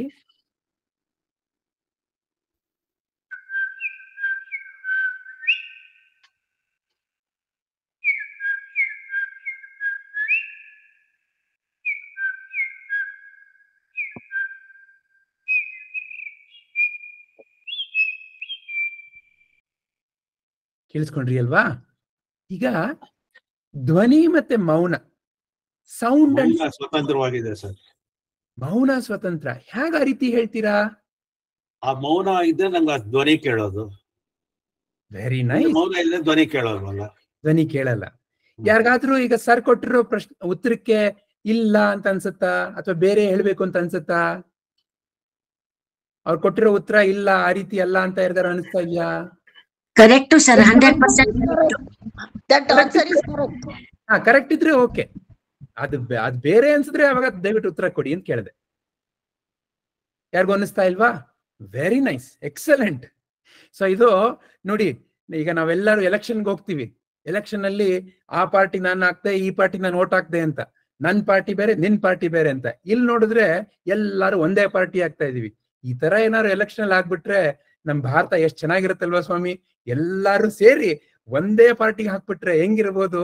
ನಾವೆಲ್ಲರೂ ಸೇರಿ ಒಟ್ಟಿಗೆ ಇದ್ಬೋಣ ಅಂತ ಹೆಂಗಿರ್ಬೋದು? ನಾವ್ ಯಾರು ಜಗಳ ಇಲ್ದೆ ಇದ್ಬೋಣ ಅಂದ್ರೆ ಹೆಂಗಿರ್ಬೋದು ಅಲ್ವಾ? ಅದ್ಭುತವಾಗಿರುತ್ತೆ ಜೀವನ. ಆತರ ಏನೋ ಒಂದು ಅದ್ಭುತವಾಗಿ ಇಲ್ಲಿ ನೀವೆಲ್ಲರೂ ಸೇರ್ಕೊಂಡು ಕರೆಕ್ಟ್ ಇದೆ ಆನ್ಸರ್ ಅಂತ ಹೇಳ್ತಾ ಇದ್ದೀರಾ. Very nice, very nice. So ಇದರಲ್ಲಿ ಬಹಳ ಸುಲಭ ಆಗಿದೆ ಅಲ್ವಾ? ಈ ಸೈಲೆನ್ಸ್ ಅಥವಾ ಮೌನ ಅನ್ನೋದಿರ್ಲಿಲ್ಲ ಅಂದಿದ್ರೆ ಶಬ್ದ ಯಾವ್ದ್ರ ಮೇಲೆ ನಡೆಯಕ್ ಸಾಧ್ಯ? ಶಬ್ದ ಇಲ್ದೇ ಇದ್ದಾಗ್ಲೂ ಏನಿದೆ? ಮೌನ ಅನ್ನೋದಿದೆ. ಮೌನವನ್ನ ನೀವು ನಾನು ಉತ್ಪಾದನೆ ಮಾಡ್ಲಿಕ್ಕಾಗಲ್ಲ. ನೀವು ನಾನು ಕುತ್ಕೊಂಡು ಶಬ್ದ ಅನ್ನೋದನ್ನು ಉತ್ಪಾದನೆ ಮಾಡ್ಬೋದು, ಆದ್ರೆ ಮೌನ ತಾನೇ ತಾನಾಗಿರುವಂಥದ್ದು ಅಲ್ವಾ? ಸೊ ಹಾಗಾಗಿ ಸ್ವತಂತ್ರ ಏನಿಲ್ಲಿ? ಮೌನ, ಸೈಲೆನ್ಸ್. ಸೈಲೆನ್ಸ್ ಸ್ವತಂತ್ರ. ಆಯ್ತು. ಈ 5 ಪ್ರಶ್ನೆಗಳು. ಈಗ ಮುಂದಿನ 3 ಪ್ರಶ್ನೆಗಳು ಸ್ವಲ್ಪ ಇನ್ನು ಕ್ಲಿಷ್ಟ ಆಗತ್ತೆ. ಈಗ ಮುಂದಿನ ಪ್ರಶ್ನೆ, ದೇಹ ಮತ್ತೆ ಮನಸ್ಸು. ಈಗ ನೀವು ನಾನು ಅಂತ ಕೇಳಿದ್ರೆ ಏನೇನಿದೆ ನಿಮಗೆ? ನನಗೆ ನೋಡಪ್ಪ, ನಂಗೊಂದು ದೇಹ ಅಂತ ಇದೆ, ನಂಗೊಂದು ಮನಸ್ಸು ಅಂತ ಇದೆ. ಮನಸ್ಸು ಅಂದ್ರೆ ಏನು? ಎಲ್ಲ ವಿಚಾರ ನಡೆಯುವಂತ ಒಂದು ಸಂತೆ. ದೇಹ ಅಂದ್ರೆ ಏನು? ಎಲ್ಲ ಕೈ ಕಾಣಿಸ್ತಾ ಇದೆಯಲ್ಲ, ಈ 5 ಇಂದ್ರಿಯಗಳಿಗೆ ಅದೇ ದೇಹ. ಮನಸ್ಸು ಅಂದ್ರೆ ಏನು? ಈ 5 ಇಂದ್ರಿಯಗಳು ಕಾಣಿಸಲ್ಲ, ಅದೇನೋ ಒಂದು ವಿಚಾರ ಎಲ್ಲ ನಡೀತಾ ಇದೆಯಲ್ಲ, ಆ ಸಂತೆ. ಇವೆರಡರಲ್ಲಿ ಯಾವುದ್ರ ಮೇಲೆ ಅವಲಂಬಿತವಾಗಿದೆ? ಮನಸ್ಸು ಮೇಲೆ. ಮನಸ್ಸು ಮೇಲೆ ದೇಹ ಅವಲಂಬಿತವಾಗಿದೆ. ಮನಸ್ಸು ಸ್ವತಂತ್ರ ಅಂತ ಹೇಳ್ತಾ ಇದ್ದೀರಾ. ಈಗ ಅಮ್ಮ ಕೊನೆಯಲ್ಲಿ ಆನ್ಸರ್ ಕೊಟ್ರಲ್ಲ ತಾವು, ಯಾರಮ್ಮ ಅದು? ವಿಜಯ ಅಮ್ಮ. ಅಮ್ಮ ವಿಜಯ ಅಮ್ಮ, ಯಾವ ರೀತಿ ಇದು ಮನಸ್ಸು ಸ್ವತಂತ್ರ ಅಂತ ಹೇಳ್ತಾ ಇದ್ದೀರಾ ಅಮ್ಮ? ದೇಹ ಸೀಮಿತ, ಮನಸ್ಸು ಸ್ವತಂತ್ರ. ಯಾಕಂದ್ರೆ ಮನಸ್ಸು ಎಲ್ ಬೇಕಾದ್ರೂ ಹೋಗುತ್ತೆ, ಮನಸ್ಸು ನಿಲ್ಲಿಸುವುದು ಬಹಳ ಕಷ್ಟ ಅಂತ ಪುರಂದರದಾಸರೇ ಹಾಡಿದಾರಲ್ಲ. ಸೊ ಮನಸ್ಸು ಸ್ವತಂತ್ರ, ದೇಹ ಸೀಮಿತ. Very nice. ಅದಕ್ಕೆ ಅಲ್ವಾ ಸರ್ ನಾವು ಧ್ಯಾನ ಮಾಡೋದು? ಮನಸ್ಸನ್ನ ಕಂಟ್ರೋಲ್ ಇಟ್ಕೊಳ್ಳೋದಕ್ಕೆ ಧ್ಯಾನ ಮಾಡ್ತೀವಿ. ಮನಸ್ಸನ್ನ ಕಂಟ್ರೋಲ್ ಇಟ್ಕೊಳ್ಳೋದು ಧ್ಯಾನ ಮಾಡ್ತೀವಿ. Very nice, excellent. ಮನಸ್ಸು ಅನ್ಕಂಟ್ರೋಲಬಲ್, ಸ್ವತಂತ್ರ ಅದು. ಮನಸ್ಸು ಅನ್ಕಂಟ್ರೋಲಬಲ್, ಸ್ವತಂತ್ರ. Okay, very nice. ಇನ್ಯಾರಾದ್ರೂ ಉತ್ತರ ಕೊಡ್ಲಿಕ್ಕೆ ಇಷ್ಟಪಡ್ತೀರಾ? ಹೇಗೆ ಇದು ಮನಸ್ಸು ಸ್ವತಂತ್ರ ಅಂತ ಏನಾದ್ರು ದೃಷ್ಟಿಕೋನ? The consciousness that powers both body and mind. ನೀವು ಒಂದ್ ಮುಂದಕ್ಕೆ ಹಾರ್ಬಿಡ್ತಾ ಇದ್ದೀರಾ. ಈ ಎರಡರ ಮಧ್ಯ ಯಾವ್ದು ಸ್ವತಂತ್ರ? ಮನಯೇವ ಕಾರಣ ವಿಜಯ್. ಎಲ್ಲದಕ್ಕೂ ಅಲ್ವಾ? ಈಗ ಒಂದ್ ಸುಲಭವಾಗಿರೋ ಉದಾಹರಣೆ ತಗೊಳ್ಳೋಣ. ಒಂದ್ ಸುಲಭವಾಗಿರೋ ಎಕ್ಸ್ಪೆರಿಮೆಂಟ್ ಇದು. ನೀವೆಲ್ಲರೂ ದಯವಿಟ್ಟು ಇಂಡಲ್ಜ್ ಮೀ, ಸುಮ್ನೆ ಕಣ್ಮುಚ್ಕೊಳ್ಳಿ. ಒಂದೇ ಒಂದು ಅರ್ಧ ನಿಮಿಷ ಕಣ್ಮುಚ್ಕೊಳ್ಳಿ. ಈಗ ನಿಮ್ ಮುಂದೆ ಬಹಳ ಪ್ರಿಯವಾಗಿರೋ ಯಾವುದೋ ಒಂದು ಸಿಹಿ ತಿಂಡಿ ನಿಮ್ ಬಾಯಿ ಹತ್ರ ಬರ್ತಾ ಇದೆ ಅಂತ ಅನ್ಕೊಳ್ಳಿ. ನೀವ್ ಅದನ್ನ ಈಗ ನಿಮ್ ಬಾಯಿ ಹತ್ರ ಇಟ್ಕೋತಾ ಇದ್ದೀರಾ ಅಂತ ಇಟ್ಕೊಳ್ಳಿ. ಬಾಯಿ ಒಳಗಡೆ ಹೋಯ್ತು. ಇವಾಗ ದಯವಿಟ್ಟು ನಿಮ್ ಕಣ್ಣನ್ ತೆಗೀರಿ. ಈಗ ನಿಮ್ಗೆಲ್ಲರಿಗೂ ನಿಮ್ ಬಾಯಲ್ಲಿ ಏನಾಯ್ತು ಅಂತ ನಾನು ಕೇಳಿದ್ರೆ ನಿಮ್ಮಲ್ಲಿ ಬಹಳಷ್ಟು ಜನ ಹೇಳ್ಬೋದು, ನನ್ ಬಾಯಲ್ಲಿ ನೀರ್ ಬಂತು. ಯಾಕೆ? ನಾನು ಜಾಮೂನು ಯೋಚನೆ ಮಾಡಿದೆ, ಬಾಯಲ್ಲಿ ನೀರ್ ಬಂತು. ಜಿಲೇಬಿ ಯೋಚನೆ ಮಾಡಿದೆ, ನೀರ್ ಬಂತು ಅಂತ ಉತ್ತರ ಕೊಡ್ಬೋದು. ಸ್ಥಿತಪ್ರಜ್ಞಾನಿಯಾಗಿದ್ರೆ ಬರೋದಿಲ್ಲ ಸರ್. ಯಾವ್ದ್ರ ಮೇಲೇನು ಇಲ್ಲ, ವ್ಯಾಮೋಹ ಇಲ್ಲದಿದ್ರೆ ಬರೋದಿಲ್ಲ. ಅದಿರ್ಲಿ, ಅದು ಬೇರೆ ಪ್ರಶ್ನೆ. ಇವಾಗ ಈ ಸದ್ಯಕ್ಕೆ ಈ ಒಂದು ಉದಾಹರಣೆ ನೋಡೋಣ. ಈ ಉದಾಹರಣೆನಲ್ಲಿ ಏನಾಗ್ತಾ ಇದೆ, ನಾವು ಮನಸ್ಸಿನಲ್ಲಿ ಯಾವ ವಿಚಾರವನ್ನ ತಂದ್ವಿ ಆ ರೀತಿ ನಮ್ಮ ದೇಹದಲ್ಲಿ ಪರಿವರ್ತನೆ ಆಯ್ತು. ಅಂದ್ರೆ ಏನರ್ಥ? ಯಾವ ರೀತಿ ನಮ್ಮ ಮನಸ್ಸಿನಲ್ಲಿ ಕಾರ್ಯ ನಡೆಯುತ್ತೆ ಆ ರೀತಿ ದೇಹದಲ್ಲಿ ಒಂದು ಪರಿವರ್ತನೆ ಅಂತ ನಡೆಯುತ್ತೆ. ಹಾಗಾಗಿ ದೇಹದ ಪರಿವರ್ತನೆ ಮನಸ್ಸಿನ ವಿಚಾರಗಳ ಮೂಲಕ ಅಲ್ವಾ? ಸೊ ಹಾಗಾಗಿ ಯಾವುದರ ಮೇಲೆ ಅವಲಂಬಿತವಾಗಿದೆ? ಈ ಎರಡರ ಮಧ್ಯದಲ್ಲಿ ದೇಹ ಮನಸ್ಸಿನ ಮೇಲೆ ಅವಲಂಬಿತವಾಗಿದೆ. ಮನಸ್ಸು ಈ ಎರಡರ ಮಧ್ಯದಲ್ಲಿ ಅದು ಸ್ವತಂತ್ರವಾಗಿದೆ. ಹೌದಾ? ಯಾರಿಗಾದ್ರೂ ಈ ಒಂದು ಉತ್ತರದ ಬಗ್ಗೆ ಶಂಕೆ ಇದ್ದರೆ ದಯವಿಟ್ಟು ಕೇಳಿ. ಮುಂದಿನ 2 ಪ್ರಶ್ನೆಗಳು ಇದರ ಉತ್ತರದ ಮೇಲೆ ನಿರ್ಭರವಾಗಿದೆ. Very nice, excellent. ಹಾಗಾದ್ರೆ ಮುಂದಿನ ಪ್ರಶ್ನೆಗೆ ಹೋಗೋಣ. ಮುಂದಿನ ಪ್ರಶ್ನೆ ಏನಂತಂದ್ರೆ, ಈಗ ನಾವು ಮನಸ್ಸು ಅಂತ ನೋಡಿದ್ವಿ. ಮನಸ್ಸಿನಲ್ಲಿ ಅಂತಃಕರಣ ಅಂತ ನಾವಾಗ್ಲೇ ತಿಳ್ಕೊಂಡ್ವಿ. ಅಂತಃಕರಣದಲ್ಲಿ ನಾವು ಬೇರೆ ಬೇರೆ ಶಕ್ತಿನ ನೋಡಿದ್ವಿ. ಏನು? ಮನ, ಬುದ್ಧಿ, ಚಿತ್ತ, ಅಹಂಕಾರ. ಈಗ ಇವುಗಳಲ್ಲಿ 2 ವಿಂಗಡಣೆ ಮಾಡೋಣ. ಏನು? ಈ ಬುದ್ಧಿ ಮತ್ತೆ ಮತ್ತವು ಅಂತ. ಮತ್ತವು ಅಂತಂದ್ರೆ ಏನು? ಅಹಂ, ಚಿತ್ತ ಮತ್ತೆ ಮನ. ಈ ಮತ್ತವು ಯಾವುವು? ಅಹಂ, ಚಿತ್ತ ಮತ್ತೆ ಮನ, ಚಿತ್ತ, ಅಹಂ, ಅಹಂಕಾರ. ಈ 3 ಮತ್ತೆ ಬುದ್ಧಿ. ಇವೆರಡರ ಮಧ್ಯೆ ಯಾವ್ದು ಮೇಲೆ ನಿರ್ಭರವಾಗಿದೆ? ಯಾವ್ದು ಸ್ವತಂತ್ರ ಅಂತ? ಬುದ್ಧಿ ಸ್ವತಂತ್ರ. ಬುದ್ಧಿ ಸ್ವತಂತ್ರ ಅಂತ ಅನ್ಸುತ್ತೆ. Very nice. ಒನ್ಸ್ ಅಗೇನ್, ಯಾತಕ ಆ ರೀತಿ ಅನಿಸ್ತಾ ಇದೆ ತಮ್ಗೆ? ಆ ಬುದ್ಧಿ ನಾಲೆಡ್ಜ್ ಅನ್ನೋದಿದ್ರೆ ನಮ್ಗೆ ಅದ್ರ ಬಗ್ಗೆ ನಾಲೆಡ್ಜ್ ಇರ್ಬೇಕು. Very nice. ಒಬ್ಬೊಬ್ಬರಾಗಿ ಹೇಳಿ ದಯವಿಟ್ಟು. ನಾಲೆಡ್ಜ್ ಇದ್ರೆ ಮಾತ್ರ ನಮ್ಗೆ ಬೇರೆ ಮೇಲೆ ಯೋಚನೆ ಬರುತ್ತೆ. ನಮ್ಗೆ ನಾಲೆಡ್ಜ್ ಇಲ್ಲ ಅಂದ್ರೆ ಅದ್ರ ಬಗ್ಗೆ ಏನು ಜ್ಞಾನ ಇರುತ್ತೆ? ಏನು ಗೊತ್ತಾಗಲ್ಲ. Okay, very nice. ಆ ರೀತಿ ತಮ್ಮ ಅನಿಸಿಕೆ. ಹೇಳಿ ನಳಿನಿ ಅಮ್ಮ. ಬುದ್ಧಿ ಎಲ್ಲಾನು ನಿರ್ಧಾರ ಮಾಡುತ್ತೆ, ಅದಕ್ಕೆ ಬುದ್ಧಿ ಸ್ವಾತಂತ್ರ್ಯ. Very nice, very nice. ಕೃಷ್ಣನು ಅದೇ ಹೇಳದ್ದು, ಬುದ್ಧಿನೇ ತುಂಬಾ ಇದು ನಿರ್ಧಾರ ಮಾಡೋದು ಸ್ವಾತಂತ್ರ್ಯ ಅಂದು ಭಗವದ್ಗೀತೆಯಲ್ಲಿ ಹೇಳದ್ದು sir. Very nice, very nice. ಈಗ ಬಹಳ ಉತ್ತಮವಾಗಿರೋ ಉತ್ತರಗಳನ್ನ ಕೊಟ್ಟಿದ್ದೀರಾ. ಈಗ ಒಂದು ಸುಲಭವಾಗಿರೋ ಪ್ರಶ್ನೆ, ಯಾರಾದ್ರೂ ಬಂದು ನೀವು ಗಂಡ್ಸ ಹೆಂಗ್ಸ ಅಂತ ಯಾರು ನಿಮ್ಮನ್ನು ಕುರಿತು ಕೇಳಿದ್ರೆ ನೀವು ಒಂದು ಉತ್ತರ ಕೊಡ್ತೀರಾ. ಆ ಉತ್ತರ ಕೊಡಬೇಕು ಅಂತಂದ್ರೆ ನಿಮ್ ಮನಸ್ಸಿನಲ್ಲಿ ಬುದ್ಧಿ ಅನ್ನೋದು ಜಾಗೃತವಾಗಿದ್ರೆ ಮಾತ್ರ.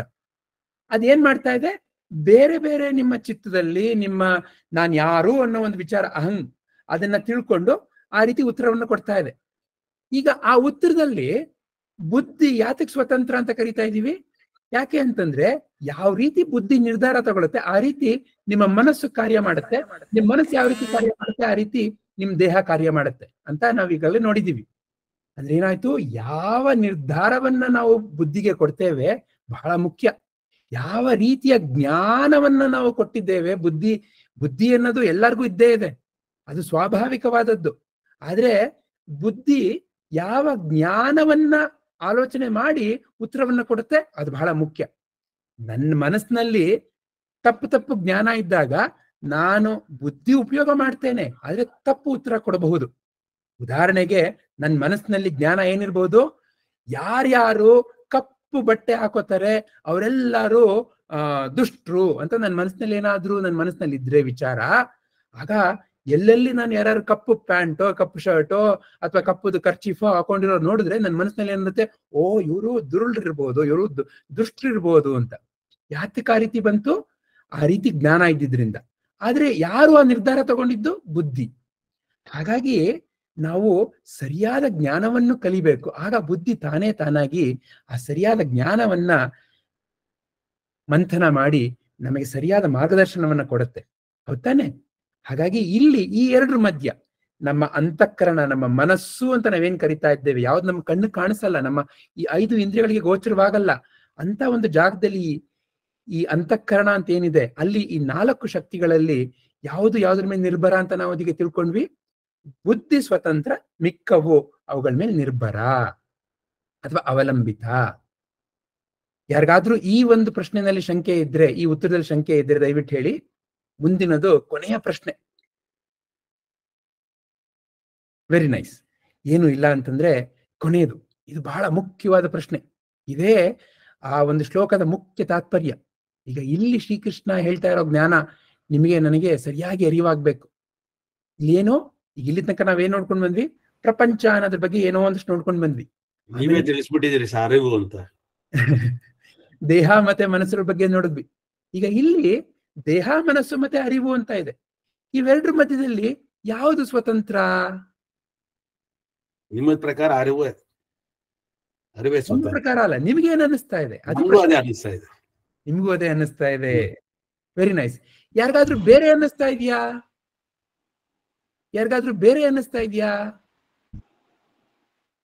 ಈಗ ಯಾತಕ್ಕೆ ಈ ರೀತಿ, ಯಾತಕ್ಕೆ ಅರಿವು ಸ್ವತಂತ್ರ ಅಂತ ಅನ್ನಿಸ್ತಾ ಇದೆ? ಯಾರಾದ್ರೂ ಉತ್ತರ ಕೊಡ್ತೀರಾ?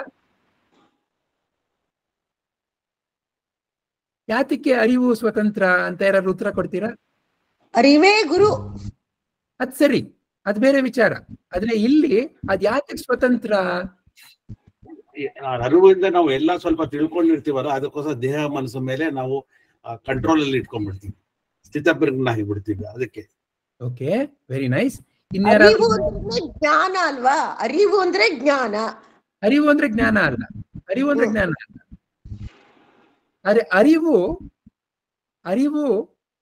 ಜ್ಞಾನವನ್ನ ಪ್ರಕಾಶ ಮಾಡುವಂತ ಒಂದು ಬೆಳಕು. ಈಗ ನಾನು ಎಷ್ಟೋ ಸರಿ ಹೇಳ್ತೇನೆ ನನಗೆ ಗೊತ್ತು, ಅವಾಗ ನಾನು ಏನು ಗೊತ್ತು ಅಂತ ಹೇಳ್ತಾ ಇರೋದು ಜ್ಞಾನ.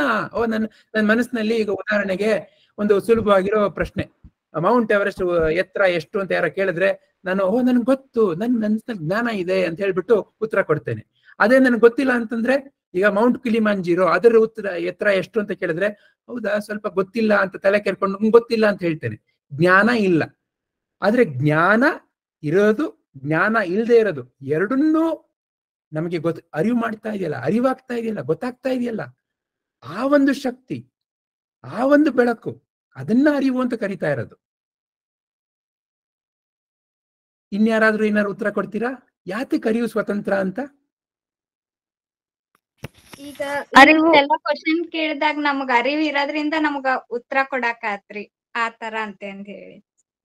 Very nice, sir excellent. ನೀವು ಒಂದು ಎಕ್ಸಾಂಪಲ್ ಕೊಟ್ರಿ, ಅರಿವು ಇದ್ರೆ ನೀವು ಅಡಿಗೆ ಚೆನ್ನಾಗಿ ಮಾಡ್ಬೋದು, ಉಪ್ಪು ಖಾರ ಮೆಣಸು ಎಲ್ಲ ಹಾಕಿ. ಇಲ್ಲ ಅರಿವೆ ಇಲ್ಲಿಂದ ನೀವು ಅಡಿಗೆಯಲ್ಲಿ ಮಾಡ್ತೀರಿ ಸರ್, ಅಷ್ಟೇ. ನಿಮ್ಮ ಇದನ್ನ ಕೇಳಿದ್ದು ಇವ್ರು ನಿಮ್ಗೆ ಆನ್ಸರ್ ಕೊಡ್ತಾರೆ. Very nice, excellent. ಕೊನೆಯಾಗಿ ಪದ್ಮಮ್ಮ ಏನ್ ಹೇಳಲಿಕ್ಕೆ ಇಷ್ಟಪಡ್ತೀರಾ? ಈ ಅರಿವಿನ ಬೆಳಕಿನಲ್ಲೇ ಮನಸ್ಸಿನಲ್ಲಿ ಆಗುವಂತಹ ಬದಲಾವಣೆಗಳು, ಏನು ಯೋಚನೆಗಳು ಎಲ್ಲವೂ ಗೊತ್ತಾಗೋದು, ಮತ್ತೆ ದೇಹದಲ್ಲಿ ಆಗುವಂತಹ ಸಂವೇದನೆಗಳು ಎಲ್ಲಾನು ಗೊತ್ತಾಗೋದು ಈ ಮನಸ್ಸಿಗೆ. ಅಂದ್ರೆ ಮೂಲ ಈ ಅರಿವು ಇಲ್ಲದೆ ಇವು ಯಾವ ಕೆಲಸ ಮಾಡೋದಕ್ಕೆ ಸಾಧ್ಯ ಇಲ್ಲ. ಅರಿವು ಅದಕ್ಕೆ ಮುಖ್ಯ, ಅದೇ ಸ್ವತಂತ್ರ. ಅದಕ್ಕಿಂತ ಬೇರೆ ಇನ್ನೊಂದು ಇಲ್ಲ. ಅರಿವೇ ಆತ್ಮವೇ ಬ್ರಹ್ಮ, ಪರಬ್ರಹ್ಮ. ವೆರಿ ನೈಸ್, ಧನ್ಯವಾದ ಅಮ್ಮ. ಹೀಗೆ ನಾವೇನ್ ನೋಡಿದ್ವಿ ಇಲ್ಲಿ ತನಕ? ಒಂದೊಂದಾಗಿ ನಾವು ಅರಿವು ಸ್ವತಂತ್ರ, ಅರಿವಿನ ಗುಣ, ಅದ್ರ ಸ್ವಭಾವ ಎಲ್ಲರಲ್ಲೂ ಒಂದೇ, ಅದ್ರ ಬೆಳಕು, ಅದ್ರ ಚೈತನ್ಯ ಎಲ್ಲರಲ್ಲೂ ಇದೆ, ಅದು ಎಲ್ಲರಲ್ಲೂ ಒಂದೇ ರೀತಿಯಾಗಿದೆ. ಈ ದೇಹ ಮತ್ತು ಮನಸ್ಸು ಇದು ಅವಲಂಬಿತ, ಅಂದ್ರೆ ಅದಕ್ಕೆ ದೇಹಕ್ಕೆ ಆಕಾರ ಇದೆ. ಕರೆಕ್ಟ್, ಅದೆಲ್ಲ ಕರೆಕ್ಟ್, ಹೌದು. ಅದು ಸ್ವತಂತ್ರ ಅಲ್ಲ. Very nice. ಹಾಗಾಗಿ ಈಗ ನಾವು ಈ 8 ಪ್ರಶ್ನೆಗಳ ಮೂಲಕ ನೋಡಿದ್ದು ಏನು? ಮೊಟ್ಟ ಮೊದಲನೇದಾಗಿ ಯಾವುದನ್ನ ನಾವು ಪ್ರಪಂಚ ಅಂತ ಕರಿತಾ ಇದ್ದೇವೆ, ಯಾವುದನ್ನ ನಾವು ದೇಹ ಅಂತ ಕರಿತಾ ಇದ್ದೇವೆ, ಯಾವುದನ್ನ ನಾವು ಮನಸ್ಸು ಅಂತ ಕರಿತಾ ಇದ್ದೇವೆ, ಅದನ್ನ ನಾವು ಒಂದೊಂದಾಗಿ ನಾವು ನೋಡ್ತಾ ಬಂದ್ವಿ ಇಲ್ಲಿ, ಅಲ್ವಾ? ಈಗ ನೀವು ಸ್ವಲ್ಪ ಗಮನ ಕೊಟ್ಟು ನೋಡಿದ್ರೆ ಈ ಮೊದಲಿನ 5 ಪ್ರಶ್ನೆಗಳು ಈ ಪ್ರಪಂಚದ ಬೇರೆ ಬೇರೆ ವಸ್ತುಗಳ ಬಗ್ಗೆ, ನಮ್ಮ ಇಂದ್ರಿಯಗಳಿಂದ ಗ್ರಹಣ ಆಗುವಂತ ಬೇರೆ ಬೇರೆ ವಿಷಯಗಳ ಬಗ್ಗೆ ನಾವು ಒಂದ್ ರೀತಿ ವಿಚಾರ ಮಾಡ್ದಂಗೆ. ಈ ಕೊನೆ 2 ಪ್ರಶ್ನೆಗಳು ಯಾವ ಯಂತ್ರದ ಮೂಲಕ ನಾವು ಇದನ್ನ ಗ್ರಹಿಸ್ತಾ ಇದ್ದೇವೆ ಅವುಗಳ ಬಗ್ಗೆ. ಇಲ್ಲಿ ನಾವು ನೋಡ್ಕೊಂಡು ಬಂದ್ರೆ ಒಂದು ಯಾವುದ್ರ ಮೇಲೆ ನಿರ್ಭರವಾಗಿದೆ, ಯಾವುದು ಸ್ವತಂತ್ರವಾಗಿದೆ ಅನ್ನೋ ಕಂಡಿಡ್ತಾ ಬಂದ್ವಿ. ಈಗ ಇಲ್ಲಿ ಮಣ್ಣು, ಚಿನ್ನ, ನೀರು, ಆಕಾಶ, ಅದೇ ಬರ್ತಾ ಬರ್ತಾ ಕೊನೆಯಲ್ಲಿ ಏನ್ ಕಂಡಿಡಿದ್ವಿ? ಬುದ್ಧಿ ಎಲ್ಲದಕ್ಕಿಂತ ಸ್ವತಂತ್ರವಾಗಿದೆ ಅಂತ ಕಂಡಿಡಿದ್ವಿ. ಆದ್ರೆ ಕೊನೆಯ ಪ್ರಶ್ನೆ ಮೂಲಕ ಏನ್ ಕಂಡಿಡಿದ್ವಿ ನಾವು? ಈ ಬುದ್ಧಿಯನ್ನೂ ಪ್ರಕಾಶಗೊಳಿಸ್ತಾ ಇರೋದು ಯಾವುದು? ಅರಿವು. ಆ ಅರಿವಿನ ಶಕ್ತಿ ಇರ್ಲಿಲ್ಲ ಅಂದಿದ್ರೆ ಬುದ್ಧಿ ಕೆಲಸ ಮಾಡ್ಲಿಕ್ಕೆ ಯಾಕೆ ಸಾಧ್ಯವಾಗ್ತಾ ಇತ್ತು? ಹಾಗಾಗಿ ಆ ಒಂದು ಶಕ್ತಿಯನ್ನ ಶ್ರೀಕೃಷ್ಣ ನಿಮಗೆ ನನಗೆ ಬೆರಳು ಮಾಡಿ ತೋರಿಸ್ತಾ ಇದ್ದಾರೆ. ತಿಳ್ಕೊಳಪ್ಪ ಅರ್ಜುನ, ಈ ಅರಿವೇ ಪರಬ್ರಹ್ಮ, ಅರಿವೇ ಸತ್ಯ. ಸತ್ಯ ಅಂತಂದ್ರೇನು? ಯಾವತ್ತೂ ಬದಲಾಗದೆ ಇರೋವಂಥದ್ದು. ನಾನು ಮಲ್ಕೊಂಡಿದ್ದೆ, ನಾನು ಎಚ್ಚರವಾಗಿದ್ದೇನೆ, ನಾನು ಕನಸು ಕಾಣ್ತಾ ಇದ್ದೇನೆ, ಎಲ್ಲದರಲ್ಲೂ ಅರಿವಿರ್ಲಿಲ್ಲ ಅಂದಿದ್ರೆ, ಅರಿವಿನ ಶಕ್ತಿ ಇರ್ಲಿಲ್ಲ ಅಂದಿದ್ರೆ ಯಾಕೆ ಗೊತ್ತಾಗ್ತಾ ಇತ್ತು ಈ ಬದಲಾವಣೆ? ಇದು ನನ್ನ ಚಿಕ್ಕಂದಿನ ಫೋಟೋ, ಇದು ನನ್ನ ದೊಡ್ಡಂದಿನ ಫೋಟೋ, ಇದು ನೆನ್ನೆದು, ಇದು ಮೊನ್ನೆದು, ಇದು ಅವರು ಈ ಊರಿಂದ ಬಂದಿದ್ದಾಗ ತಂದಿದ್ದು. ಈ ಎಲ್ಲ ವಿಚಾರವನ್ನ ಹೇಳ್ಬೇಕು ಅಂತಂದ್ರೆ ಯಾರು ಗೊತ್ತಾಗ್ತಾ ಇದೆ? ಯಾರ ಬೆಳಕಿನಲ್ಲಿ ಇದೆಲ್ಲ ಗೊತ್ತಾಗ್ತಾ ಇದೆ? ಯಾಕಂದ್ರೆ ಪ್ರಪಂಚ ಅನ್ನೋದೇನು ಸದಾ ಬದಲಾಗ್ತಾ ಇರೋದು ಅಂತ ನೋಡಿದ್ವಿ ನಾವು. ಹಾಗಾದ್ರೆ ಬದಲಾಗದೇ ಇರೋದೇನು? ಅರಿವು. ಅದೇ ನೀವು, ಅದೇ ಸ್ವತಂತ್ರವಾದದ್ದು. ಇದು ಬಹಳ ಮುಖ್ಯವಾದ ಸತ್ಯ. ಇನ್ನೊಂದು ರೀತಿಯಲ್ಲಿ ಇದನ್ನ ನಾವು ನೋಡ್ಬೇಕು ಅಂತಂದ್ರೆ, ಅರಿವು ಅನ್ನೋದು ಸದಾ ಇರುವಂಥದ್ದು. ಅದಕ್ಕೆ ಆದಿ ಇಲ್ಲ, ಅಂತ್ಯ ಇಲ್ಲ. ಅದಕ್ಕೆ ಅದು ಹುಟ್ಟು ಸಾವು ಅಂತ ಇಲ್ಲ. ಆ ಹುಟ್ಟು ಸಾವು ಎರಡು ಇಲ್ಲದೆ ಇರೋ ಒಂದು ಮಹಾನ್ ಶಕ್ತಿ, ಪರಮಾತ್ಮನ ಶಕ್ತಿ, ದೈವಿ ಶಕ್ತಿ, ಅದೇ ನೀವು, ಸ್ವತಂತ್ರವಾದದ್ದು. ಆದ್ರೆ ಆ ಶಕ್ತಿಯ ಮೇಲೆ ಈ ಪ್ರಪಂಚ, ದೇಹ, ಮನಸ್ಸು ಅನ್ನೋ ಒಂದು ಉಪಕರಣ ಬಂದು ಆ ಒಂದು ಶಕ್ತಿಯನ್ನ ನಾವು ನೋಡಲ್ಲ. ನಾವು ನಮ್ಮ ಗಮನ ಎಲ್ಲ ಪ್ರಪಂಚದ ಕಡೆ ಹರಿಸ್ಬಿಡ್ತೇವೆ. ಹಾಗಾಗಿ ಇಲ್ಲಿ ಶ್ರೀಕೃಷ್ಣ ನಮಗೆ ಹೀಗೆ ಹಂತ ಹಂತವಾಗಿ ಈ ಒಂದು ಜ್ಞಾನವನ್ನ ತೋರಿಸ್ತಾ ಇದ್ದಾರೆ. ಯಾಕೆ? ನಾವಾಗ್ಲೇ ಮೊದಲೇ ನೋಡಿದ್ವಿ, ನಮ್ಮ ಜೀವನ ನೀರಸವಾಗ್ಬಿಡುತ್ತೆ ಕೆಲವು ಸರ್ತಿ ಸರಿಯಾದ ಜ್ಞಾನ ಇಲ್ಲ ಅಂತಂದ್ರೆ. ಯಾವಾಗ ನಾನು ಈ ದೇಹ, ನಾನು ಈ ಮನಸ್ಸು, ಈ ಪ್ರಪಂಚದ ಆಗು ಹೋಗುಗಳು ನನ್ ಮೇಲೆ ಆಗ್ತಾ ಇದೆ ಅಂತ ನಾನು ಒಂದು ಭ್ರಮೆನಲ್ಲಿ ಸಿಗಾಕೊಳ್ತೇನೆ, ಆಗ ನನಗೆ ಜೀವನದಲ್ಲಿ ಬಹಳ ಸಂಕಷ್ಟ. ಆ ಸಂಕಷ್ಟವನ್ನ ತೆಗಿಲಿಕ್ಕೆ ಈ ಜ್ಞಾನ. ಆದ್ರೆ ಇದು ಅಷ್ಟು ಸುಲಭವಾಗಿ ಇರುವಂತ ಜ್ಞಾನ ಅಲ್ವಾ? ಈ ಶ್ಲೋಕದಲ್ಲಿ ಹೇಳ್ಕೊಟ್ಬಿಟ್ಟಿದ್ದಾರೆ ಏನು, ಇದು ನನ್ನ ಪರಾಪ್ರಕೃತಿ, ಇದನ್ನ ತಿಳ್ಕೋ, ಎಲ್ಲ ಈ ಪ್ರಪಂಚದ ಎಲ್ಲವೂ ಇದರಿಂದನೇ. ಏನೆಲ್ಲ ನೀನು ವಸ್ತುಗಳು ಅಂತ ಕರಿತಾ ಇದೆಯಾ, ದೇಹ ಇರ್ಬೋದು, ಮನಸ್ಸಿರ್ಬೋದು, ಮರ ಇರ್ಬೋದು, ಗಿಡ ಇರ್ಬೋದು, ಎಲ್ಲವೂ ಇದರಿಂದನೇ. ಆದ್ರೆ ಈ ಜ್ಞಾನ ಅಷ್ಟೊಂದು ಸುಲಭವಾಗಿ ನಮ್ಮಲ್ಲಿ ಪ್ರತಿಯೊಂದು ಕ್ಷಣದಲ್ಲೂ ಸ್ಥಿರವಾಗಿ ನಿಲ್ಲಬೇಕು ಅಂತಂದ್ರೆ ನಾವು ಅದಕ್ಕೆ ಸಾಧನೆ ಮಾಡ್ಬೇಕಾಗತ್ತೆ. ಅದನ್ನ ಈ ಒಂದು ಕೊನೆಯ ಶ್ಲೋಕದ ಮೂಲಕ ಹೇಳ್ಕೊಡ್ತಾ ಇದ್ದಾರೆ ಶ್ರೀಕೃಷ್ಣ. ದೈವೀ ಹೇಷಾ ಗುಣಮಯೀ ಮಮ ಮಾಯಾ ದುರತ್ಯಯ ಮಾಮೇವ ಯೇ ಪ್ರಪದ್ಯಂತೆ ಮಾಯಾಮೇತಾಂ ತರಂತಿ ತೇ. ನೋಡಪ್ಪ ಅರ್ಜುನ, ಇದು ಬಹಳ ಸುಲಭವಾಗಿದೆ ಈ ಜ್ಞಾನ. ಆದ್ರೆ ಈ ಜ್ಞಾನ ಒಂದ್ ರೀತಿ ನಮಗೆ ಅಷ್ಟು ಸುಲಭವಾಗಿ ಕಾಣಿಸಲ್ಲ, ಆವರಣವಾಗ್ಬಿಟ್ಟಿದೆ. ಯಾವುದರಿಂದ? ತ್ರಿಗುಣದಿಂದ. ಈ ತ್ರಿಗುಣದಿಂದ ಆವರಣವಾಗಿರೋ ನನ್ನ ದೈವಿ ಮಾಯೆ ಇದನ್ನ ದಾಟದಷ್ಟು ಸುಲಭ ಅಲ್ಲಪ್ಪ. ಆದ್ರೆ ಉಪಾಯ ಕೊಟ್ಬಿಟ್ಟಿದ್ದಾರೆ ನೋಡಿ, ಎಂತಹ ಕರುಣಾಳು. ಇದು ಕಷ್ಟ, ಆದ್ರೆ ಬಹಳ ಸುಲಭವಾಗಿರೋ ಒಂದು ಉಪಾಯ ಇದೆ. ನನ್ನನ್ನ ಆಶ್ರಯ ಮಾಡು. ಏನ್ ಹೇಳ್ಕೊಡ್ತಾ ಇದ್ದಾರೆ ನೋಡಿ. ಈ ಪ್ರಪಂಚ ಅನ್ನೋದು ನಮ್ಮ ಮನಸ್ಸಿನ ವಿಚಾರ ಯಾವ ರೀತಿ ಇರುತ್ತೆ ಆ ರೀತಿ ನಮ್ಗೆ ಪ್ರಪಂಚ ಕಾಣಿಸುತ್ತೆ. ಪ್ರಪಂಚ ಒಳ್ಳೆದಾ ಕೆಟ್ಟದಾ? ನಾನ್ ಯಾವ ರೀತಿ ನನ್ನ ಮನಸ್ಸಿನಲ್ಲಿ ಜ್ಞಾನ ಇಟ್ಕೊಂಡಿರ್ತೇನೆ ಆ ರೀತಿ. ಯಾರೋ ಒಬ್ರು ನಮ್ಮ ಪಕ್ಕದ ಮನೆಯವರು, ಅವರು ಶ್ರೀಮಂತರ ಬಡವರ, ನಾನು ಶ್ರೀಮಂತ ಅಂದ್ರೆ ಏನು, ಬಡವ ಅಂತಂದ್ರೆ ಏನು ಅಂತ ವಿಚಾರ ನನ್ನ ಮನಸ್ಸಿನಲ್ಲಿ ಇರುತ್ತೆ. ಆ ರೀತಿ ನಾನು ನೋಡ್ತೇನೆ ಅವರನ್ನ.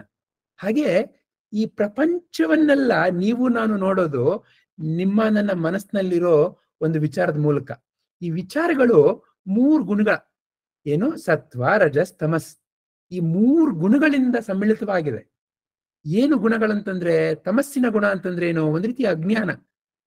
ನಾನ್ ಬೇರೆ, ನೀನ್ ಬೇರೆ, ನಾನು ಇಲ್ಲಿರೋದೇನಿಕ್ಕೆ ಊಟ ಮಾಡಿ ಮಲಗ್ಲಿಕ್ಕೆ, ನಾನು ಇರೋದೇನಿಕ್ಕೆ ಚೆನ್ನಾಗಿ ಕುತ್ಕೊಂಡು ಮೊಬೈಲ್ ನೋಡ್ಲಿಕ್ಕೆ, ನಾನು ಇರೋದೇನಿಕ್ಕೆ ಟಿವಿ ನೋಡ್ಲಿಕ್ಕೆ, ಈ ರೀತಿ ಒಂದು ತಮಸ್ಸಿನ ಗುಣ, ಕುಂಭಕರ್ಣನ ಗುಣ. ಎಷ್ಟೊಂದ್ ಸರ್ತಿ ನಾವು ನೀವು ನೋಡಿದ್ದೇವೆ ಅಲ್ವಾ, ನಮ್ಮ ಸುತ್ತಮುತ್ತ ಜನಗಳಲ್ಲಿ ಅಥವಾ ನಮ್ಮ ಮನಸ್ಸಿನಲ್ಲೇ ಆ ರೀತಿ ಗುಣ.